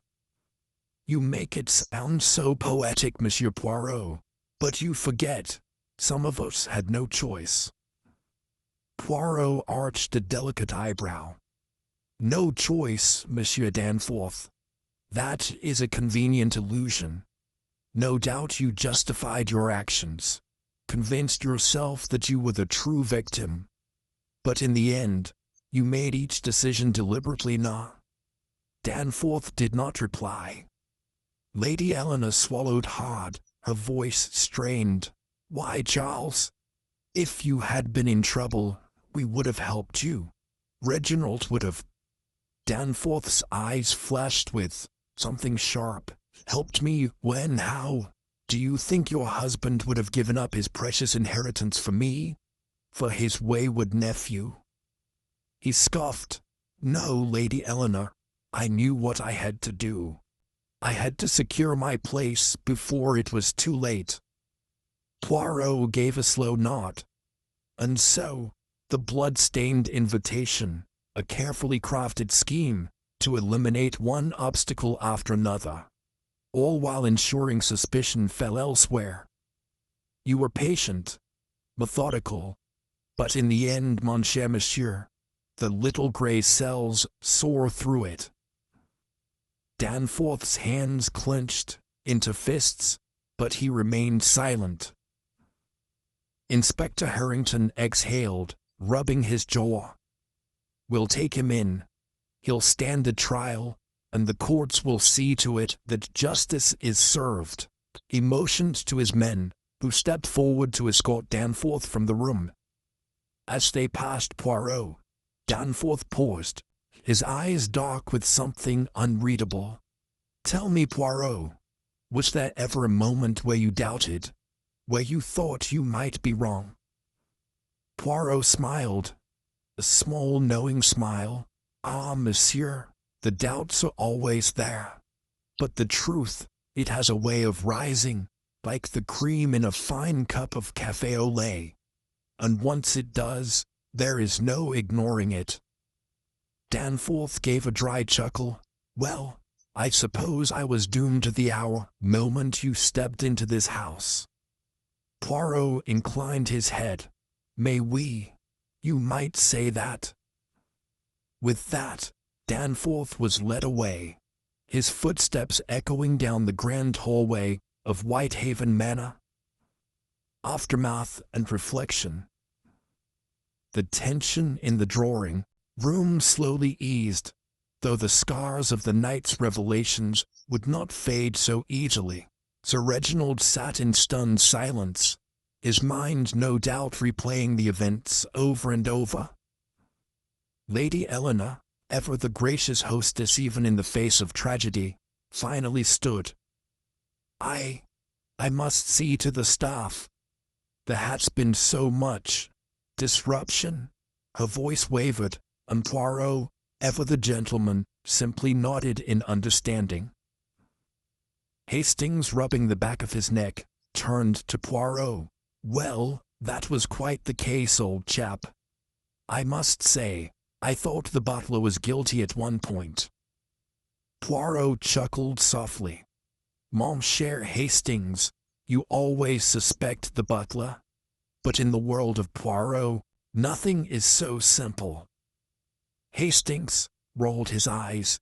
Yes, rub it in, why don't you? But tell me, Poirot, what truly gave Danforth away? Poirot's eyes twinkled with satisfaction. Ah, Hastings, it was a series of things. The smallest of details. The way he spoke of the invitation before anyone had mentioned it. The contradiction in his alibi. And of course, his reaction when I set my final psychological trap. Placing the blood-stained envelope before him, and watching how he faltered. Hastings shook his head in admiration. I'll never understand how you do it. Poirot smiled. Ah, but that is why you are my dear friend, and not my rival, no? The two men shared a warm moment of camaraderie, before Inspector Harrington rejoined them. I'll be taking my leave, Poirot, and I must say, I'd rather be on your side than against you. Poirot inclined his head. A wise choice, mon ami. Harrington chuckled before stepping away, leaving Poirot and Hastings alone in the grand hall of Whitehaven Manor. As the clock chimed the late hour, Hastings let out a sigh. Well, Poirot, another case solved. What now? Poirot smoothed his jacket, his gaze distant. Now, mon ami, we rest. But only for a moment. For mysteries, they have a way of finding Poirot, whether he seeks them or not. With that, the great detective turned, stepping out into the night, his silhouette poised against the flickering glow of the manor's grand entrance. The case of the blood-stained invitation was closed. But for Hercule Poirot, the dance of intellect and intrigue would never truly end. Chapter 15. The Unfinished Puzzle. The case of the blood-stained invitation had reached its conclusion. Or so, it seemed. Charles Danforth was in police custody. The Ashcombe family was left reeling, and Whitehaven Manor had returned to a semblance of calm. But for Hercule Poirot, there was always one final detail to consider. Seated in his modest yet perfectly ordered London apartment, Poirot poured himself a cup of rich Belgian hot chocolate. Across from him, Captain Hastings leaned back in an armchair, his expression one of deep satisfaction. Well, Poirot, that's another case solved, Hastings declared, stretching his legs. I must say, Danforth was a rather cunning devil. He nearly had us all fooled. Poirot tapped his spoon against his saucer. Oui, mon ami, nearly. But as you know, nearly is not enough to outwit Hercule Poirot. Hastings chuckled. That's true enough. And now, I suppose we can put the case behind us. Poirot did not respond. Instead, his gaze rested on a single envelope lying on the table between them. It was identical to the invitations that had been sent out before the murder. Thick parchment, embossed edges, and a deep crimson wax seal. But this one was different.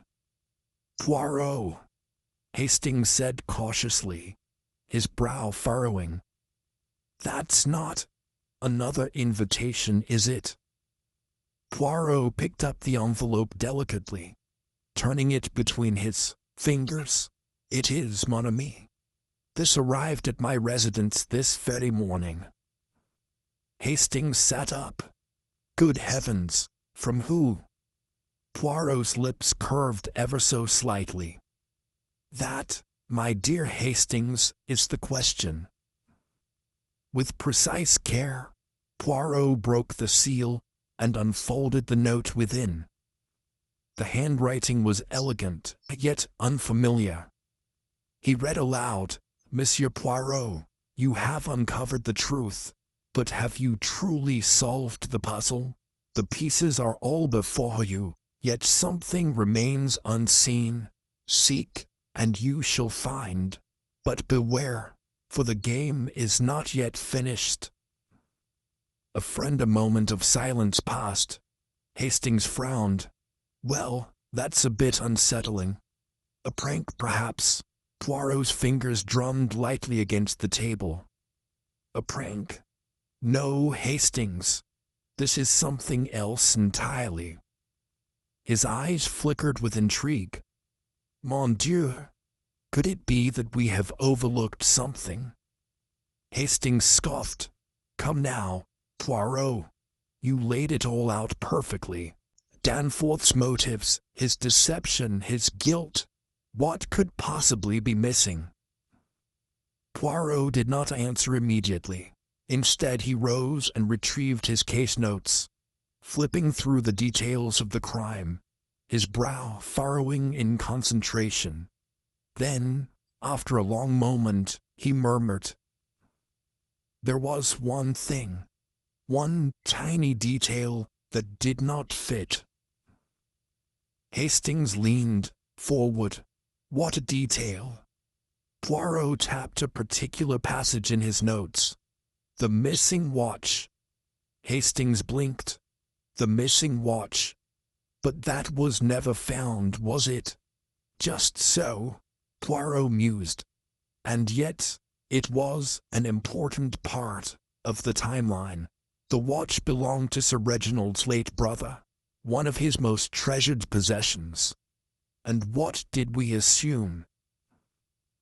That Danforth took it in his attempt to stage the crime," Hastings replied. "He must have disposed of it afterward." Poirot shook his head slowly. "No, Hastings, that was an assumption, and Hercule Poirot does not rely on assumptions." Hastings exhaled. "All right, so the watch is still unaccounted for. But what does that mean? Danforth was guilty of the murder. That much we know." Poirot's gaze darkened. "Perhaps, but perhaps he was not alone." Hastings sat up sharply. "You think there was an accomplice?" Poirot exhaled, his fingers steepling beneath his chin. "Consider it, Hastings. The invitation to the gathering, who sent it?" "Well, Sir Reginald, of course." Poirot's lips pursed. "No, he merely hosted. The invitations were arranged by his secretary." Hastings froze. "You don't mean—" Poirot's voice was quiet, measured. "Miss Lillian March." Hastings' mind reeled. The secretary, efficient, unobtrusive, entirely forgettable in the grand scheme of things. But now, as he thought back, something nagged at him. She was the one who gathered the guests, the one who arranged the seating, the schedule. "Poirot, are you saying she manipulated the entire evening?" Poirot gave a small nod. "It is a possibility, mon ami." She ensured everyone was exactly where they needed to be for Danforth's plan to unfold perfectly. But if she was involved, then why? Hastings shook his head in disbelief. But why would she send you a letter, warning you that the puzzle wasn't finished? Poirot's fingers traced the edges of the mysterious envelope. Ah, Hastings, that is the most intriguing question of all. A knock at the door interrupted them. Poirot turned his head, his expression unreadable. "It seems," he murmured, "that we are about to find out." Hastings stood hesitating. "Do you want me to get it?" Poirot shook his head and moved to the door himself. With a deliberate motion, he opened it. And standing there, dressed in a dark coat, her gloved hands clutching a small velvet box, was Lillian March. For the first time in the long career of Hercule Poirot, someone unexpected had returned to the scene. "Mr. Poirot," she said, her voice steady, but her eyes glinting with something unreadable, "I believe we need to talk." Poirot gestured for her to enter, stepping aside. "Mademoiselle March," he said smoothly, "I have been expecting you." As she stepped inside, the case of the blood-stained invitation took an unexpected turn. And that concludes today's journey into the shadows of mystery and deduction. What did you think of this case? Did you see the twist coming, or did it catch you by surprise? Share your theories and favorite moments in the comments below. Love to hear your take. And if you're craving more thrilling detective tales, don't forget to like this video, subscribe, and hit the bell so you never miss the next mystery. Until then, stay curious. The next clue might be closer than you think.